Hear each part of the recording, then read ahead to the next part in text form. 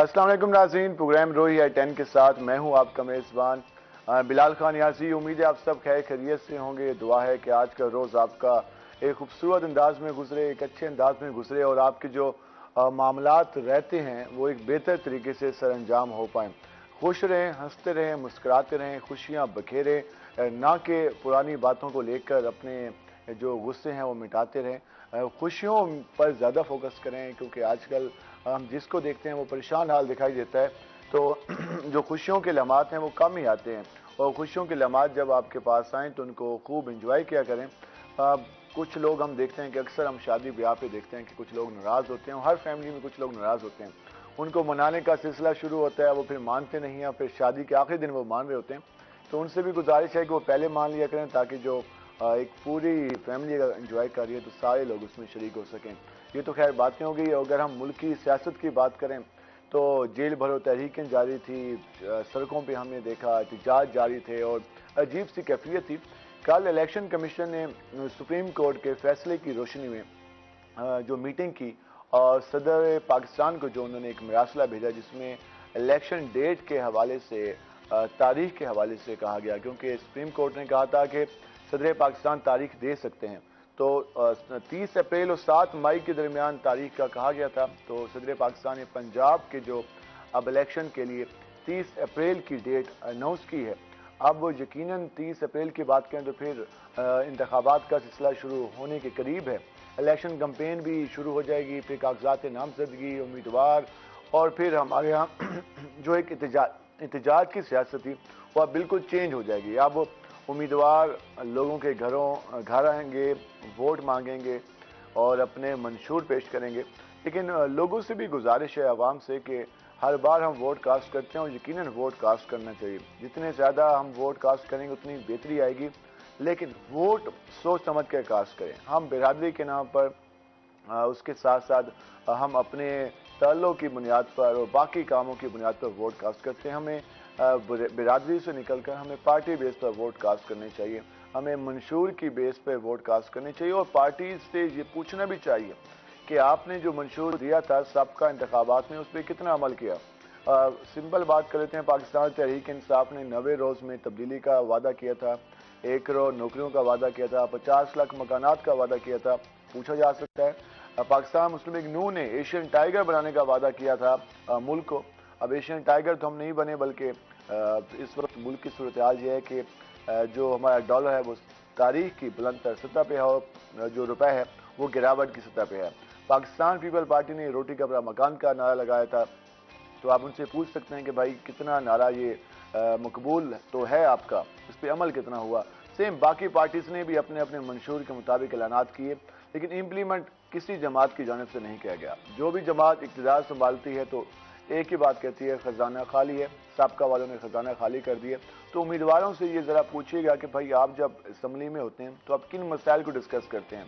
ये सोलिंग, ये गली, ये मोहल्ला, ये बिजली के पोल, मोटरसाइकिल छुड़वाना पुलिस स्टेशन से, ये हमारे MPs MNS के काम नहीं है। तो उनके जो काम है, जिस तरह ये अब टैक्स लगाए जा रहे हैं, इनडायरेक्ट टैक्स लगाए जा रहे हैं, जो शरह सूद में इजाफा हो रहा है, उसके साथ साथ डॉलर की कीमत में इजाफा हो रहा है, जो बाकी मामला हैं कि पब्लिक को रिलीफ देने के लिए क्या इकदाम हुए, इस हवाले से उनसे सवाल पूछेगा कि इन पर आप लोगों ने कितनी आवाज़ उठाई, कितना काम किया और बाकी मामला। ये तो खैर बातें चलती रहेंगी क्योंकि इस वक्त सुबह शाम आजकल हमारे मुल्क में सबसे मकबूल टॉपिक महंगाई और सियासत है।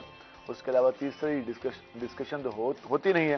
लेकिन हम आज अपने प्रोग्राम में मुख्तलिफ बातें करेंगे। ये तो मुल्क के मसाइल थे, टॉप स्टोरीज थी आज की, तो हमने कहा पहले इनको डिस्कस कर लें। जिस तरह हमारे प्रोग्राम में हमारे साथ हमारे मेहमान मौजूद होते हैं, उनसे हम मुख्तलिफ मौज़ूआत पर बात करते हैं। तो हमारे साथ हमारे पहले मेहमान मौजूद हैं, सदर हैं गुड्स ट्रांसपोर्ट एसोसिएशन जनूबी पंजाब के मलिक साजिद अमान साहब। मलिक साहब, आपको खुश आमदीद। उम्मीद है आप खैरियत से होंगे। अल्हम्दुलिल्लाह। उनके साथ हमारे दूसरे रिपोर्टर मौजूद हैं, सीनियर रिपोर्टर वसीम शहजाद साहब हमारे साथ मौजूद हैं। उनसे आज सेक्रेटरीट के मामला कम और शोबिस के मामला ज़्यादा हम डिस्कस करेंगे, क्योंकि वो शोबिस को भी देखते हैं और थिएटर, उसके अलावा फैमिली थिएटर्स और बाकी जो एक्टिविटीज़ होती हैं इंटरटेनमेंट के हवाले से कितना काम हो रहा है, कितना काम होने की ज़रूरत है। लाइटर मूड में उनसे बात करेंगे। वसीम, आपको भी खुश आमदीद। बहुत शुक्रिया। उम्मीद है आप भी खैरियत से होंगे। जी बिल्कुल। वसीम, हम आपसे बातें करेंगे। पहले हम सर आएंगे मलिक साजिद अमान के पास। मलिक साहब, जिस तरह मौजूदा सूरत हाल चल रही है, डॉलर आउट ऑफ कंट्रोल नजर आ रहा है, ट्रांसपोर्टर्स की क्या सूरत हाल है? ट्रांसपोर्टर के बारे में कहा जाता था कि ये एक अच्छा मुनाफा बख्श कारोबार है ट्रांसपोर्ट। अब क्या सूरत हाल है? अब कितनी इनकम, कितनी सेविंग, सारा कुछ कितना चल रहा है? जी अस्सलाम वालेकुम जी। आज ये जो जिस तरह बाकी शोबों पे ये असरअंदाज हुआ है डॉलर, इसी तरह ट्रांसपोर्ट पे भी बहुत ज़्यादा असरअंदाज हुआ है। इसके साथ साथ डॉलर के साथ ये कि टायर, मेंटेनेंस, स्पेयर पार्ट्स, हर चीज़ महंगी हुई है। और डीजल भी देख रहे हैं आप, वो भी बहुत ज़्यादा रेट उसका भी हाई हो चुका है। तो ज़्यादा से ज़्यादा इसमें हमें ये जो नुकसान हो रहा है, ये टायरों के टायर के रेट डबल हो गए हैं डॉलर की ज़्यादा होने की गाड़ियों वजह के से। टायरों की बात करें तो कितनी प्राइस चल रही है? टायर अब जो है तकरीबन, जो टायर था आज से साल पहले तकरीबन 70-80 हज़ार का था, अब तकरीबन 1,60,000, 70,000, मगर डबल रेट हो गए। स्पेयर पार्ट्स भी इसी तरह महंगे हो गए हैं। इसकी वजह से हमें भी काफ़ी नुकसान हो रहा है। और उसके अलावा कारोबार नहीं है, जिस तरह इंपोर्ट बंद है एलसीज की वजह से। आईएलसीज बंद होने की वजह से जो कंटेनर का काम था वो कैसा रह गया? वो भी काफ़ी डाउन हुआ है। इस दफ़ा इंपोर्ट ना होने के बराबर थी, और उसी इंपोर्ट ना होने की वजह से एक्सपोर्ट भी नहीं हुई। और हमें तकरीबन कितने ट्रांसपोर्टर भाई हैं हमारे जिन्होंने गाड़ियां खड़ी कर दी हैं, वो चला नहीं सक रहे। वो कह रहे हैं जी इससे बेहतर ये है कि ये खड़ी हो जाए। और जिनकी किस्तों पे गाड़ियां थी उन किस्तें नहीं दे पा रहे। हाँ, ज्यादा लोग किस्तों पे ले लेते हैं और फिर वो मामला चलाते रहते हैं, तो वो तो काफी ज्यादा परेशान हो गए। परेशान है, किस्तें नहीं दे रहे, और वो गाड़ियां रोक के उन्होंने खड़ी की हुई हैं, जिसकी वजह से अब गाड़ी शार्ट है, मार्केट में गाड़ी नहीं मिलती। तो ये सारे मसाइल चल रहे हैं। मसाइल काफी चल रहे हैं। एक और भी हम देखते हैं कि अगर हम गुड्स ट्रांसपोर्ट के हवाले से बात करें, जो ट्रेलें हैं, उसके अलावा जो ट्रक वगैरह, इनके लिए प्रॉपर जगह नहीं है। रोड पे हम देखते हैं कि अगर हम भावलपुर बाईपास से गुजरें तो पूरे रोड पर 2-3 किलोमीटर तक ट्रक फैले हुए नजर आते हैं। बल्कि ये तकरीबन विहाड़ी चौक से लेके इंडस्ट्रियल स्टेट तकरीबन 10 इसकी किलोमीटर क्या का वजह है? कोई प्रॉपर जगह नहीं, एक ट्रक स्टैंड की भी बात हुई थी। देखे ना जी, हर इस तकरीबन पाकिस्तान में जितने बड़े शहर हैं, लाहौर है, कराची है, इनमें ट्रक स्टैंड प्रॉपर दिए गए हैं, लेकिन मुल्तान को नहीं दिया गया। एक पहले था ट्रक स्टैंड विहाड़ी चौक पे, वो छोटे ट्रकों का था, लेकिन चूंकि अब आबादी ज्यादा हो गई, इंडस्ट्री बढ़ गई है और जगह वो नाकाफी थी। अब जगह चाहिए हमें ट्रांसपोर्टरों को। हमने कितनी बार ये हमारी यूनियन ने ये मुतालबा किया है मुख्तलिफ प्लेटफार्मों पे कि हमें ट्रक स्टैंड दिया जाए, तो उसकी कहीं सुनवाई हमारी नहीं हुई। ये हमारी शदीद जो है ना, ये इसमें तकलीफ है इसकी। फीस वसूल की जाती है किसकी? जब शहर में इंटर होते हैं ट्रक वगैरह, ट्रेले वगैरह? वो ट्रक ट्रेले की कोई फीस नहीं है, लेकिन ट्रक ट्रेले का एक टाइम है, रात को 11 बजे के बाद वो अंदर इन होने देते हैं। ठीक है, वो भी अनलोडिंग के लिए। या अनलोडिंग जैसे गल्ला मंडी, क्योंकि शहर के अंदर है, लोहा मार्केट है, वो अंदर है। तो ये भी एक थी कि लोहा मंडी और ये मार्केट सारी बाहर निकलेंगी। हाँ, साबका वज़ीर आला ने जब उस्मान बुज़दार थे सीएम, उन्होंने यहाँ पर खिताब करते हुए ऐलान किया था कि मैं जो गला मंडी लोहा मार्केट हो गई, उसके साथ गला मंडी और तीसरी ट्रक स्टैंड को शहर से बाहर मुंतकिल किया जाएगा। तो ट्रक स्टैंड अभी तक मुंतकिल नहीं किया गया। नहीं ना, ट्रक स्टैंड कोई मार्केट भी अभी बाहर नहीं की। ट्रक स्टैंड तो बल्कि अभी तक कोई जगह ही नहीं अनाउंस हुई कि किस जगह पे होगा। उसमें तो फिर जहाँ पे आप लोग रोड पे गाड़ियाँ रुकती हैं, तो उस वजह से भी परेशानी होती होगी, क्योंकि सिक्योरिटी तो वहाँ नहीं है। सिक्योरिटी नहीं है, और कितनी बार आए दिन हमारी चोरियां हो रही हैं। रोड पे गाड़ियां रुकती हैं, उसमें बैटरियां चोरी हो जाती हैं, माल भी। लास्ट जो है वीक इसी तरह गाड़ी से तकरीबन 200 कार्टन टपाल का उतर गया, अक्सर उतर जाता है। ये मामूल बना हुआ है, ये मामूल है। चोरी और बैटरी चोरी और डीजल चोरी वो तो मामूल का काम है ना, क्योंकि जगह नहीं है, पार्किंग है नहीं, इसकी वजह से गाड़ियां रोड पे खड़ी करनी उसमें पुलिस वगैरह को तावन करती है? पुलिस कोई रवायती सुस्ती? ना कोई नहीं करती। पुलिस तावन इसलिए नहीं करती, जैसे ही कई दफा हमारी चोरी हुई है तो हमने ड्राइवर्स को कहा कि 15 करो। अव्वल तो वो 15 डर की वजह से करते ही नहीं है, पुलिस के रवैये की वजह से। 15 करेंगे, पुलिस आएगी और उल्टा हमें ही चोर बनाएगी, इस डर से वो करते ही नहीं है। जो कभी कर भी ली 15, कई दफा मैंने देखा है, तो वो आते हैं, वो कहते हैं जी आपने खुद ही ये चोरी की है, कोई FIR नहीं। मतलब कि अगर कोई खुदा ना खासा सामान चोरी हो जाए तो वो उस वक्त ही आप लोग ने हाथ खड़े कर देंगे, आप कुछ भी नहीं हो सकता। हाँ, कुछ भी हो नहीं सकता। आज 15 कोई रिकवरी की उम्मीद नहीं, कुछ नहीं, कोई नहीं, रिकवरी भी नहीं होती। और उसके बाद ये होता है कि उल्टा FIR हो तो रिकवरी हो ना, FIR ही नहीं करती। FIR अगर आपकी कोई सिफारिश है तो फिर तो हो जाती है, जब कोई अप्रोच वगैरह लगा है। अदरवाइज पुलिस वाले तो, ड्राइवर बेचारा कमजोर आदमी होता है, वो तो डर की वजह से पहले तो 15 ही नहीं करता। अगर कर भी ले तो पुलिस आके उसको उल्टा डांटती है कि तुमने चोरी की है, तुम तो खुद चोर हो। FIR नहीं करती। फिर वो असर रसूख या कोई पैसे की लेन देन करके FIR कटवा लेता है, क्योंकि इंश्योरेंस माल हो तो चलो इंश्योरेंस तो क्लेम हो जाए कम से कम। तो ये रवैया पुलिस का भी नहीं सही ड्राइवर्स के साथ।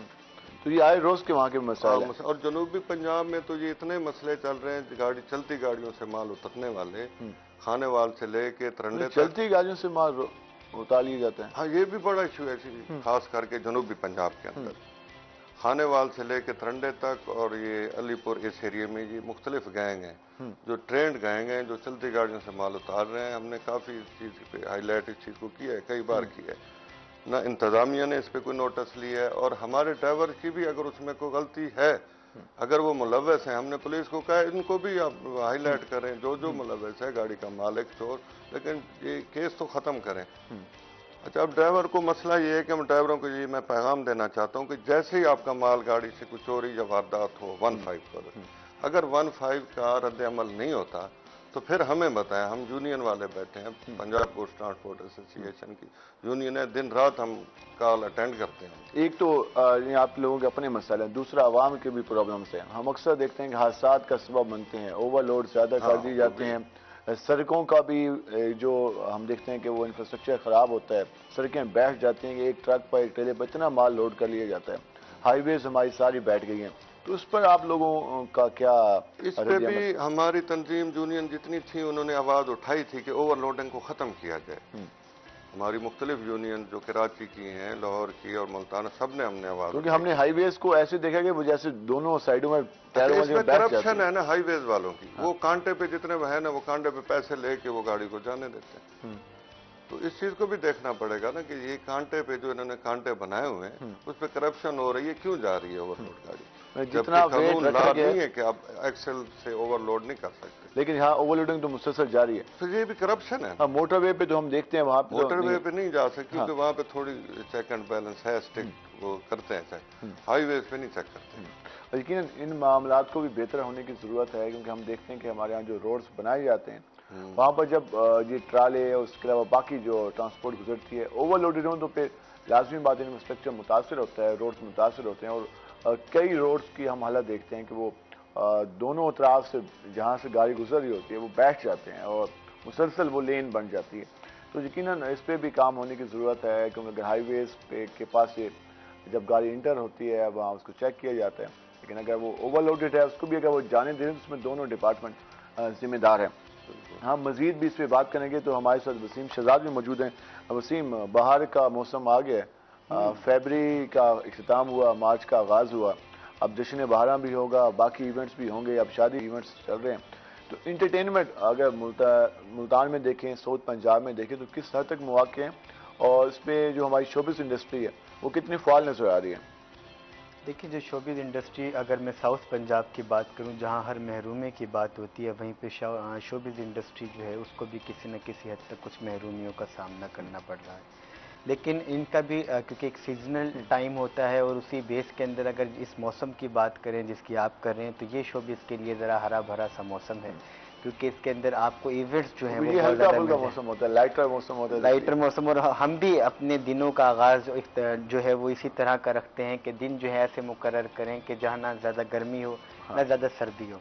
और शादियों के दिन ये ज़्यादा होते तो जाहिर बात है आर्टिस्टों का जो गहरा ताल्लुक होता है वो डायरेक्टली अब इनके साथ जा रहा है। पहले आप देखा करते थे कि कल्चर होता था हमारा जो है वो मेहंदी के ऊपर जो है वो अब मुजरा कल्चर ख़त्म होता जा रहा है। अब जो है एक नया ट्रेंड सेट हो रहा है कवाली का, तो वो एक अच्छा है और इस तरह देखा जाए तो वो होना भी चाहिए।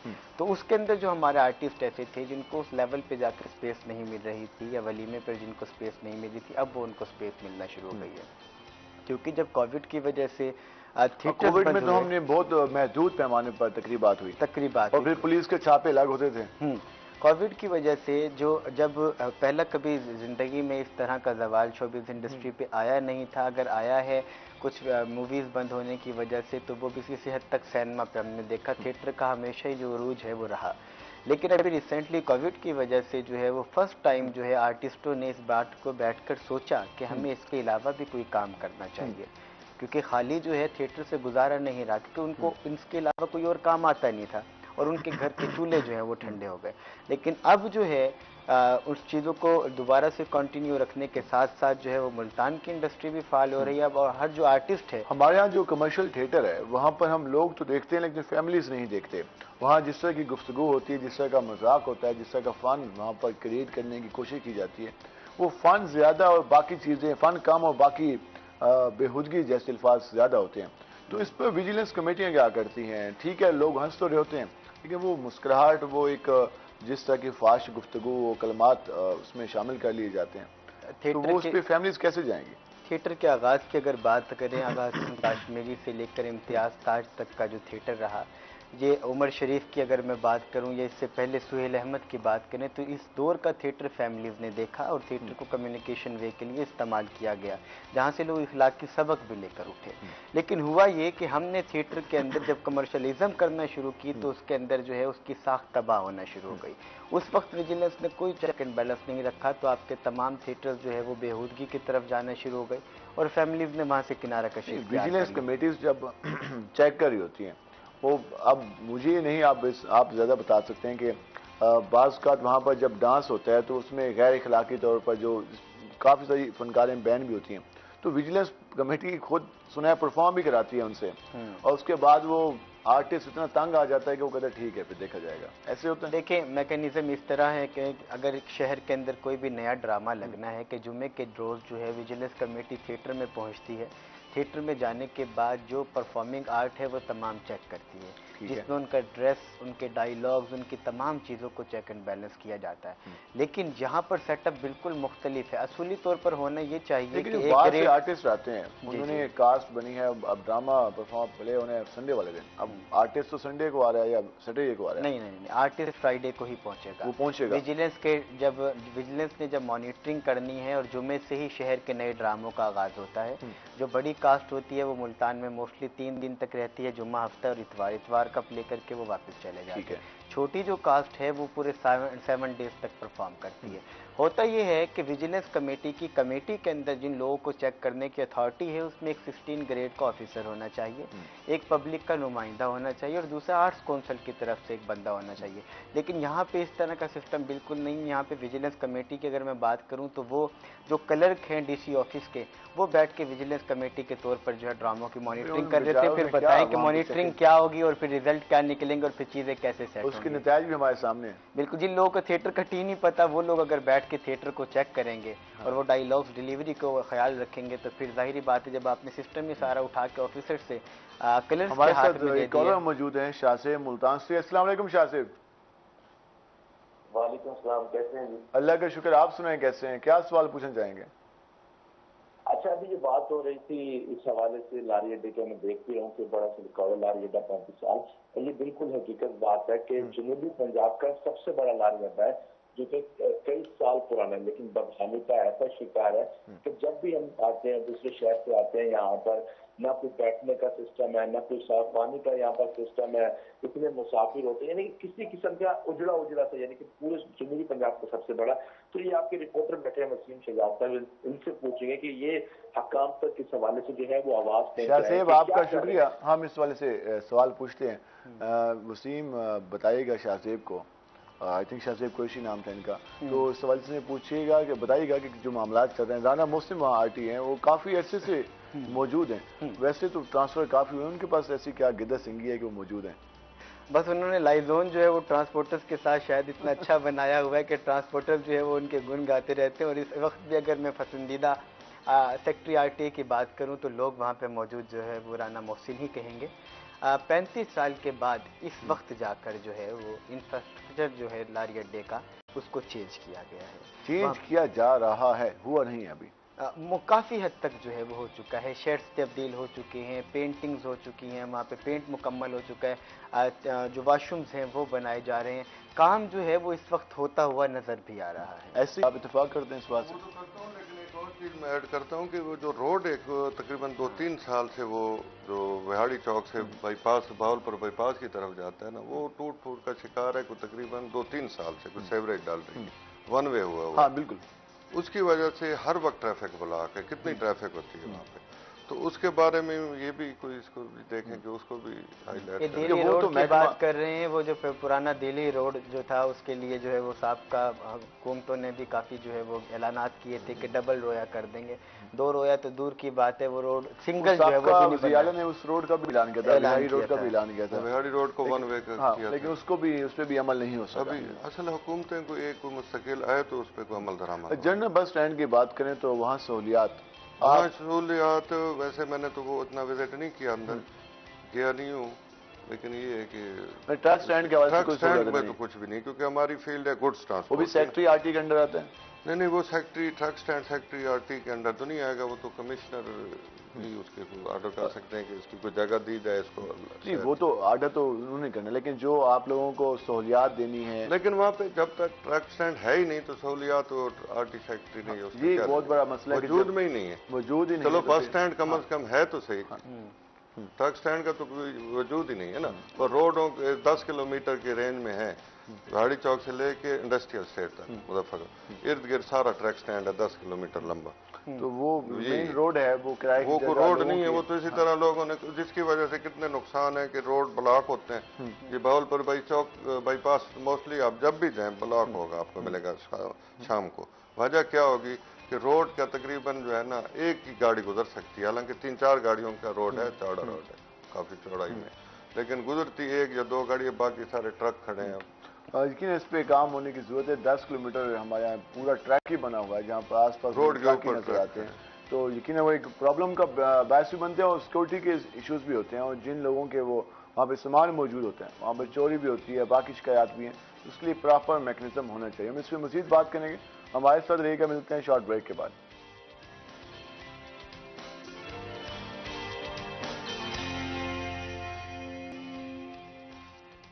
वेलकम बैक नाज़रीन। जिस तरह हम बात कर रहे हैं शोबिस के हवाले से भी हमने बात की, उसके अलावा ट्रांसपोर्ट के जो मसाइल हैं उन पे भी हम गुफ्तगू कर रहे हैं।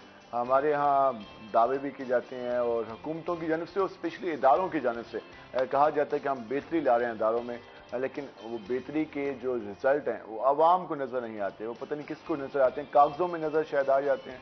कागजी कार्रवाई में तो वो सब अच्छा है कि रिपोर्ट मसूद हो जाती होगी हुकाम बाला को, लेकिन अवाम हमेशा शिकवा करती दिखाई देती है कि यार ये मसले हल नहीं हुए।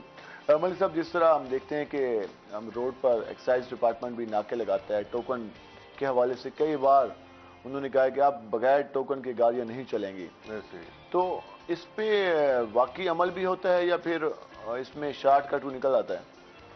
देखें जी, ये जो टोकन शार्ट हमारी जैसे कमर्शियल गाड़ियाँ हैं गुड्स ट्रांसपोर्ट की, इसमें तो हमने ये देखा है कि हमारे कुछ ड्राइवर की या गाड़ी मालकान की भी गलती है कि वो टैक्स जमा नहीं करवाते। अच्छा, जब वो टैक्स जमा नहीं करवाते तो इनका काम है उनको चेक करना। ये जब चेक करने के लिए रोकते हैं तो वो फॉर एग्जाम्पल किसी का लाख या पेंडिंग है तो वो उसे कहते हैं ठीक है जमा करवाओ, वो कहते हैं यार अभी नहीं है, तो उससे वो करप्शन करते हैं, 1000, 2000, 4000, 5000 ले लेता है, कहते हैं चलो फिलहाल तो दो, बाद में फिर ये जमा ये मामूल है। ये मामूल है। इससे नुकसान ये होता है कि गवर्नमेंट में वो रेवेन्यू तो आता नहीं है, बार बार रिश्वत की में जो है ना उनकी जेबें गर्म हो रही हैं, गवर्नमेंट के खाते में कुछ नहीं आ रहा। तो इसके लिए उन्होंने अब कोई कल हमारी मीटिंग हुई थी डायरेक्टर जाम सराज साहब से, डायरेक्टर एक्साइज से, डॉक्टर एक्साइज से, तो उन्होंने कहा कि जी हम इस पे क्रैक डाउन कर रहे हैं। हमें उन्होंने एतमाद में लिया कि आप भी अपनी मुहिम चलाएं। हमने भी, हमारे साथ मलक जवेद साहब थे, हमारे सीनियर प्रेसिडेंट हैं वो पंजाब के, वो भी साथ थे, तो हमने उनको यकीन दिलाने जाम सराज साहब का रिकवरी पे ज्यादा फोकस है। हाँ, रिकवरी पे वो फोकस तो कर रहे हैं, लेकिन वो उसके रिटर्न में कुछ नहीं मिल रहा। वो अब रिटर्न में अब वो कह रहे हैं कि अब हमने ये मुहिम शुरू की है कल से, तो अब देखें क्या रिजल्ट आता है इसका। रिकवरी हो, हम भी इस पे खुश हैं, चलो रिकवरी हो, रेवेन्यू आए हुकूमत पाकिस्तान को, क्योंकि पहले हालात आपको पता है खजाने के क्या है मुल्की हालात, तो हम तो खुश हैं कि ट्रांसपोर्टर दें टैक्स, लेकिन उसमें करप्शन ना हो, रेवेन्यू जो इकट्ठा हो वो गवर्नमेंट के खाते में जमा हो। लेकिन जो नीचे सतह पे करप्शन होती है वो 2000, 4000, 5000 लेके उसको कहते हैं ठीक है जाओ और ये नेक्स्ट टाइम ये जमा करवाओ। अब जमा लास्ट डेट होता है, वो कहते हैं चलो वक्त ही तो जान छूट गई, अब तो निकले गए, अब तो निकले गए, अगले साल देखी जाएगी जब पकड़े जाएंगे तो फिर देखेंगे। जी, सूरत हाल यकीनन एक वाकई तशवीशनाक है, और रोज़ाना हम देखते हैं कि सैकड़ों गाड़ियाँ गुजरती हैं और टोकन तो अक्सर के शार्ट ही होते हैं। जिसकी वजह से जो करप्शन के मामला हैं उनमें इजाफा हो रहा है, जिस पर भी काबू पाने की जरूरत है। वसीम शहजाद, जिससे हम बात कर रहे थे थिएटर की सूरत हाल पे, विजिलेंस कमेटी का किरदार और जो मौजूदा, जैसे आपने बताया कि हमारे यहाँ विजिलेंस में जो लोग मौजूद हैं वो प्रॉपर तरीके से उसको समझते भी नहीं है और प्रॉपर तरीके से वो काम भी नहीं कर रहे हैं, तो उस वजह से किस तरह के प्रॉब्लम्स आ रहे हैं? अच्छा, अगर देखें ना, जब विजिलेंस कमेटी बैठ के किसी भी थिएटर की चेकिंग करती है, ड्रामे की रिहर्सल की, तो ड्रामा पूरा देखा जाता है। जिसके अंदर ड्रामा अगर 2 घंटे का है तो 2 घंटे तक विजिलेंस कमेटी बैठेगी और पूरे ड्रामे के तमाम डायलॉग्स को सुनेगी। अगर वो उससे बरक स्टेज पर डायलॉग्स बोले जाते हैं तो वो उन पर कार्रवाई करेगी। लेकिन यहाँ पे होता क्या है कि 2 घंटे की बात कर रहे हैं आप, 15 मिनट के अंदर शहर के तीनों थिएटर्स जो 2 चल रहे हैं इस वक्त, सबकी मॉनिटरिंग चेक हो जाती है। तो 2 घंटे का एक ड्रामा है, 6 घंटे के ड्रामे की मॉनिटरिंग 15 मिनट में चेक की जा रही है। स्क्रिप्ट भी शामिल है, उसमें परफॉर्मेंस भी शामिल है, उसके अंदर कुछ भी नहीं किया जाता। आर्टिस्टों को बुलाया जाता है, उनका ड्रेस देखा जाता है और छोटे से स्टेप्स जो हैं वो उनके देखे जाते हैं। जो कमर्शियल थिएटर्स हैं उनमें तो स्क्रिप्ट को मद्देनजर तो रखे नहीं जाता, बिल्कुल भी नहीं रखा जाता। यही तो प्रॉब्लम है, यही तो प्रॉब्लम है सबसे बड़ा कि डिस्ट्रिक्ट विजिलेंस कमेटी जो है उसको अपना थोड़ा सा किरदार जो है वो अदा करना हो, कि जो वहाँ पे क्लर्क बैठा है अब उसके ऊपर डिपेंड है कि वो किसकी पेशी डालता है किसकी नहीं डालता, क्योंकि वो भी उस सेंस के अंदर तो बंदे की कई बार जो फनकारों को बैन किया जाता है वो कहा जाता है कि उन्होंने ऐसे गुफ्तगू की नाजेबा जिस पे हम उनको बैन कर रहे हैं, तो ये हमें महीने बाद 2 महीने बाद कोई ना कोई कार्रवाई नजर आती, लेकिन वहाँ तो रोजाना की इस तरह की गुफ्तगू होती है, रोजाना की बुनियाद पे हो रही होती है। लेकिन जिस वक्त थिएटर को देखने के लिए जो वहाँ पर लोग बैठे हुए हैं, जो मॉनिटरिंग कर रहे हैं, उनको ये पता चलेगा कि वसीम शहजाद या बिलाल नियाज़ी साहब आए बैठे हैं, तो फिर आप देखेंगे कि आर्टिस्ट जो है वो बैन भी हो रहे होंगे और बाकी मामला भी हो रहे होंगे। लेकिन जब किसी किस्म का कोई आंसर मौजूद नहीं होगा और जब आप उसको पूरे कलर के ऊपर छोड़ देंगे थिएटर को, तो फिर तो रिजल्ट वही निकलेंगे ना जो थिएटर का डायरेक्टर चाहेगा या प्रोड्यूसर चाहेगा, क्योंकि यहाँ पे हर शख्स की एक कीमत है। और उस वजह से हम देखेंगे फैमिलीज ने बाइकाट कर दिया और फैमिलीज नहीं आते, फैमिली बिल्कुल नहीं है, अब तो बिल्कुल भी कॉन्सेप्ट नहीं है। आप देखें कि क्या ऐसी वजह है कि वही फनकार उन्हीं को उठाने के बाद अगर अच्छा स्क्रिप्ट दे के आर्ट्स काउंसिल में प्ले कराया जाए, जो इस वक्त हो रहा है, आज भी आर्ट्स काउंसिल के अंदर फैमिली शो है, तो वहाँ पे पाँव रखने की जगह नहीं होती, इतनी फैमिली होती है। वही फनकार वही आर्टिस्ट अगर कमर्शियल में आके कमर्शियल प्ले करें तो उनको कोई देखना नहीं चाहता। फनकार खुद भी इस बात का इदराक करते हैं और चाहते हैं कि हमें इससे जान छुड़ानी है, हमें उस साइड पे लेके आए, या तो उस तरह के प्लेटफॉर्म मौजूद नहीं है। इस तरह के थिएटर तो कराची में मखसूसा भी करते हैं और तो इसके अलावा कोई नहीं है। सियाचिन उन्होंने ड्रामा किया था, 2200 रुपये की टिकट थी, यहाँ पे आर्ट्स काउंसिल के अंदर सीट नहीं मिल रही थी, आज से 3 साल पहले, और इस वक्त भी उनके ड्रामे की टिकट 10 से 15,000 रुपये पे अगर जाए तो भी यहाँ पे सीट ना मिले। तो मतलब लोग अभी भी देखना चाहते हैं थिएटर को, फैमिली थिएटर को देखना चाह रहे हैं। आपके पास जो है वो प्रोडक्ट उस काबिल नहीं है। जब प्रोडक्ट आप इस तरह की पेश करेंगे तो कौन जाहिल आदमी जो है वो अपनी फैमिली को लेकर जो है वो वहाँ पर जाएगा। लेकिन इस पे काम होने की जरूरत है। और एक बदकिस्मती हमारा ये रही है कि हमारा जो थिएटर है वो सवाल पजीर रहा है, और जब थिएटर में इस तरह के अवामिल शामिल हो गए तो फिर फैमिलीज तो अब सोचने का तस्वर भी नहीं करती।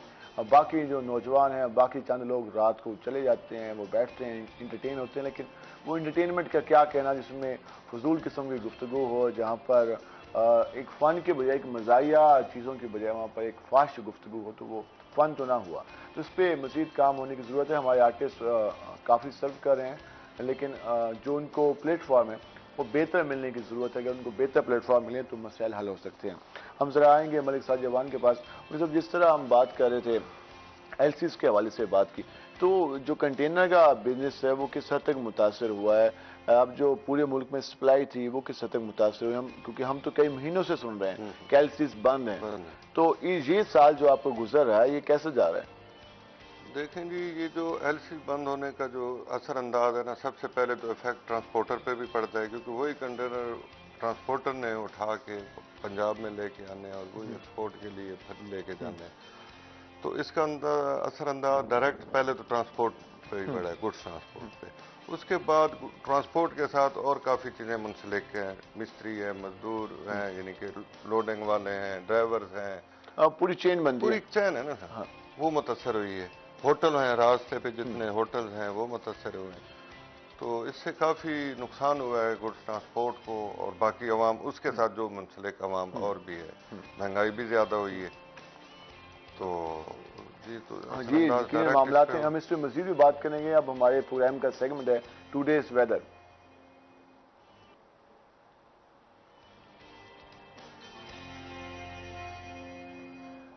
हमारे साथ हमारे रिपोर्टर राना बिलाल मौजूद हैं। जरा उनसे जानते हैं कि आज मुल्तान का मौसम कैसा रहेगा। बिलाल बताइएगा, मुल्तान का मौसम कैसा रहेगा आज? जी बिल्कुल, मुल्तान शहर के मौसम के हवाले से बात करें तो आज मुल्तान शहर और गिरदोनवा में मतलब जुज़वी तौर पर अबर आलूद रहेगा। अगर अभी के वक्त की बात की जाए तो सुबह के वक्त सूरज अपनी आबोताब के साथ निकला हुआ है। इसके साथ साथ हल्की हल्की ठंडी हवा का सिलसिला भी जारी है। अगर बात की जाए दोपहर के वक्त की तो महकमा मौसमियात का कहना है कि दोपहर के वक्त भी ये हवाओं का सिलसिला जारी रहेगा, जबकि महकमा मौसमियात का कहना है कि आइंदा 24 घंटों के दौरान रात के वक्त हल्की हल्की बूंदाबांदी होने का भी इम्कान जाहिर किया गया है।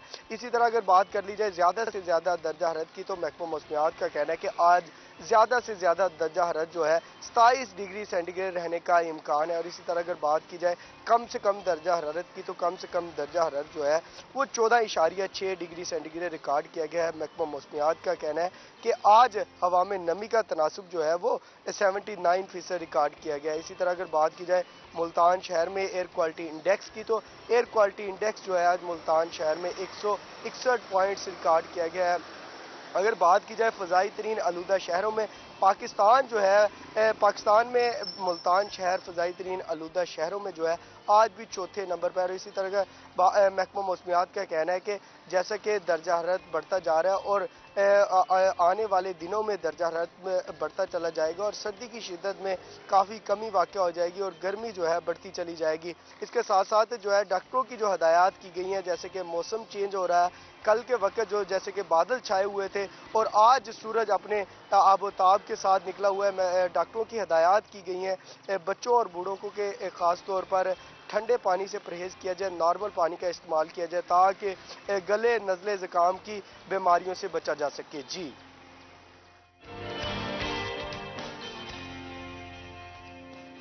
बहुत शुक्रिया राना बिलाल, आपने तफसीलन मुल्तान का मौसम बताया। एक और चीज़, जब भी हम अपने रिपोर्टर से मौसम का हाल जानते हैं तो वो हमें जब बताते हैं कि मुल्तान का जो एयर क्वालिटी इंडेक्स है वो मुतासिर जा रहा है।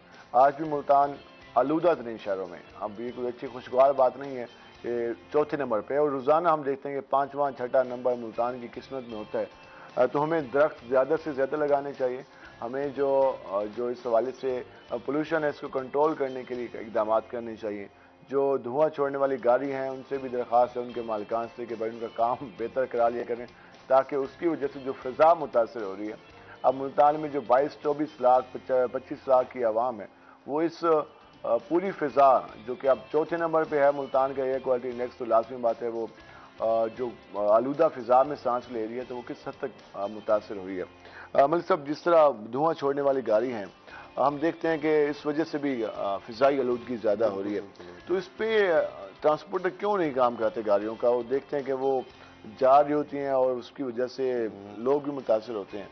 बिल्कुल सही फरमा रहे हैं आप। ये ट्रांसपोर्टरों की नाअहली है, बस ये उनकी भी कंजूसी समझ लें कि वो काम करवाना चाहिए, उनको काम नहीं करवाएंगे तो उससे उनका फ्यूल कंजम्पशन भी ज़्यादा होगी, जारी बात है, और माहौल में भी आलूदगी ज़्यादा फैलेगी।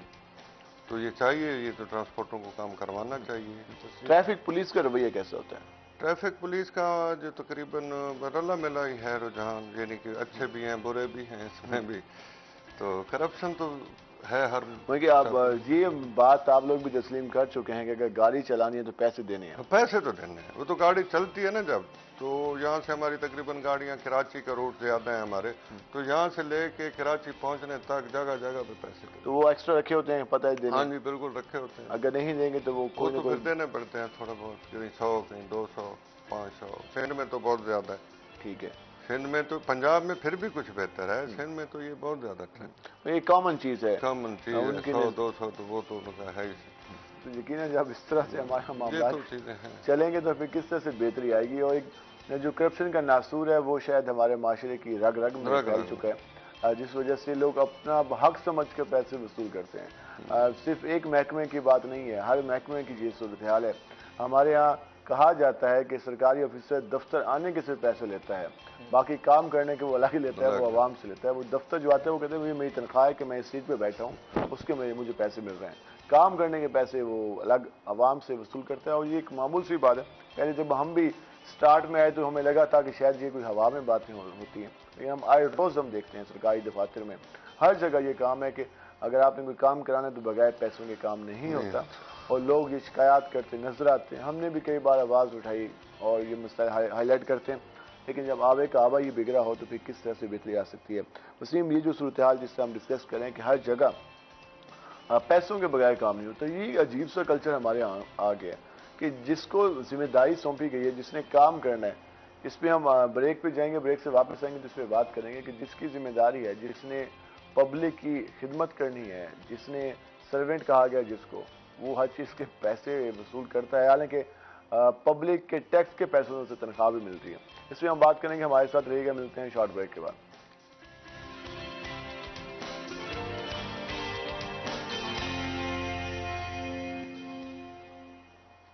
वेलकम बैक नाज़रीन। जिस तरह आज हम गुफ्तगू कर रहे हैं मुख्तलिफ मौज़ूआत पे, ट्रांसपोर्ट पे गुफ्तगू करते करते हम ज़रा जो हमारे यहाँ जो मजमूई तौर पर मुआशरती तौर पर जो करप्शन जारी है उस पर भी हम गुफ्तगू कर रहे हैं। वसीम शहजाद, हमारे सरकारी डिपार्टमेंट में अच्छे लोग भी मौजूद हैं, हम सब पे ये बात नहीं करते कि सारे एक जैसे हैं, लेकिन ज़्यादातर हम देखते हैं कि जहाँ भी कोई काम कराना हो बगैर पैसों के काम नहीं होता। तो ट्रांसपोर्ट का महकमा हो, चाहे डीसी ऑफिस हो, चाहे कमिश्नर ऑफिस हो, चाहे बाकी म्यूनसिपल कॉरपोरेशन, तो खैर बहुत ज़्यादा वहाँ तो चीज़ें सरेआम हम देखते हैं, ज़िला कौंसिल हो, बाकी जितने महकमे जहाँ भी देखें आवे का आवा बिगड़ा हुआ नजर आता है। तो फिर ये बेहतरी की जो बातें की जाती हैं ये कहाँ से आएंगी? और जो मॉनिटरिंग टीमें, जो एंटी करप्शन, इनका डर खौफ भी अब नहीं होता? देखिए, मॉनिटरिंग टीमें और एंटी करप्शन की जहाँ तक हम बात करते चलें, ताज्जुब की बात तो ये है कि जो हमने करप्शन फ्री रहने के पैनाफ्लेक्स लगवाए शहर में, हमने उसमें भी करप्शन। हाँ, वो एक मजेदार स्टोरी ये है वसीम, आपकी बात काट रहा हूँ, कि शहर में वो बैनर लगाए गए, उसका जो बिल पास होना था कोटेशन पे, उसमें भी बढ़ा चढ़ा के जिला कौंसिल और कॉर्पोरेशन ने एक्स्ट्रा बिल डाले कि हमने जितने बैनर छपवाए थे, और बैनर क्या थे कि करप्शन का खात्मा करना है। करप्शन का खात्मा, आप वहीं से पूरी कम्युनिटी का आइडिया लगा सकते हैं। अब हम इतने यूज टू हो गए हैं कि हमें भी देते हुए कोई मुजाहिका नहीं, क्योंकि हमें पता है कि अगर हमने फला अफसर को कुछ नहीं दिया तो हमारा काम नहीं होगा। अगर हम किसी हद तक रेफरेंस भी ले आए तो फिर भी काम नहीं होता। अक्सर लोग ये बात करते हैं कि यार आप लोग रहने दें, आप लोगों ने खबर चला देनी है, मामला खराब हो जाना है, हमें अपने तरीके से मिलने दें। और अब ये माशरा इस हद तक करप्शन में अट चुका है कि अगर आप इससे करप्शन निकालेंगे तो इदारे सर्वाइव नहीं कर पाएंगे। आप देखिए, अगर तनख्वाहों की मैं बात करता चलूँ तो गवर्नमेंट ऑफिसर्स की जो तनख्वाहें उससे कहीं ज़्यादा मराहत और कहीं ज़्यादा आसाइशें जो हैं वो इस्तेमाल कर रहे हैं, वो कैसे हो रही हैं हर किसी को पता है। और ये वो लोग हैं जो हल्फ देकर सीटों के ऊपर बैठे हुए हैं कि हमने कम्युनिटी की भाग दौड़ संभालनी है, और हम जो है वो आके, अब कहा जाता है कि combination between bureaucracy and people citizen ना, तो वो भी नहीं हो पा रहा। उसकी बुनियादी वजह ये निज़ाम एक अंग्रेज छोड़ गया था, हम उसको आज तक फॉलो कर रहे हैं। अभी चलो किसी हद तक टेक्नोलॉजी का दौर है, हम सोशल मीडिया से कनेक्ट हैं, हमारी बात अफसर सुन लेता है। आज से अगर आप पीछे चले जाएं, अगर मैं अंग्रेज के निज़ाम की बात करता चलूं, तो अब तो चीज़ें सामने नजर आ रही है, तो हमें करप्शन नजर आ रही है। जिस दौर में कोई अंग्रेज बैठ के हुक्मरानी करता होगा तो आम पब्लिक उस तक पहुंचने के लिए क्या रसाई इस्तेमाल बंद था ना, उस वक्त तो महकूम ही थे, उस वक्त तो एक सरबराह थे, एक महकूम कौम में क्या वहाँ पे राइट्स तो चलो खौफ तो है, वरना तो उनके जो बाहर दरबान बैठे हुए थे तो आपकी रसाई उन तक मुमकिन नहीं थी। और अब जो है टेक्नोलॉजी ने जहाँ तक तरक्की की तो चीज़ें खुल के सामने आ गई, इसे चेंज होने की ज़रूरत है। और हम खुद भी नहीं चाहते कि ये सिस्टम चेंज हो, कि हमने चलाना है इस मुल्क को अपने हिसाब से, ठीक। और कम्युनिटी इसी तरह से अब सर्वाइवल कर रही है। बिल्कुल, उसमें तमाम कम्युनिटी के तमाम फरीक शामिल हैं। बिल्कुल, और हम खुद चाहते हैं, देखें जो भी पैसे दे रहा होता है उसको पता होता है कि ये मेरा काम चाहिए, या काम होना चाहिए, बस काम होना चाहिए। और जिस तरह कहते हैं ना, आजकल बड़ी कॉलोनी उन्होंने काटी होती हैं कि मैं अपने जो है फाइलों को पहिए लगाता हूँ, तो वो फिर ज़्यादा तेज़ी के साथ जो है वो दौड़ते हैं।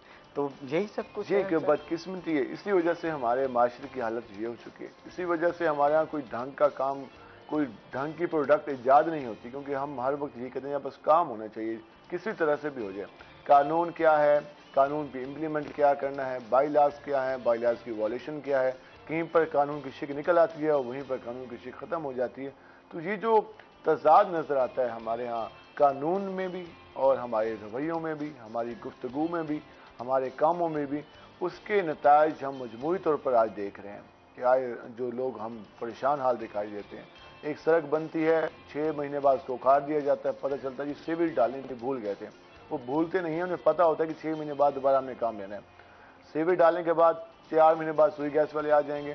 तो ये मामूल बन चुका है। मैं 6 रोड तो मैं हजूरीबाग रोड, सूरजमानी रोड, बहावलपुर बाईपास और बाकी कई रोड्स ऐसे हैं जिनको बनाया गया, उखाड़ा गया, बनाया गया, उखाड़ा गया। अभी भी ये खेल जारी है और आगे भी जारी रहेगा। लॉन्ग टर्म प्लानिंग जब नहीं होगी, इसी तरह भी आप रिसेंटली जो है वो मैच को उठा के देख लें, जो लाइटिंग यूज की है, अभी भी वो रोड जो है वो बिल्कुल वहां पे अंधेरा हो जाएगा शाम को।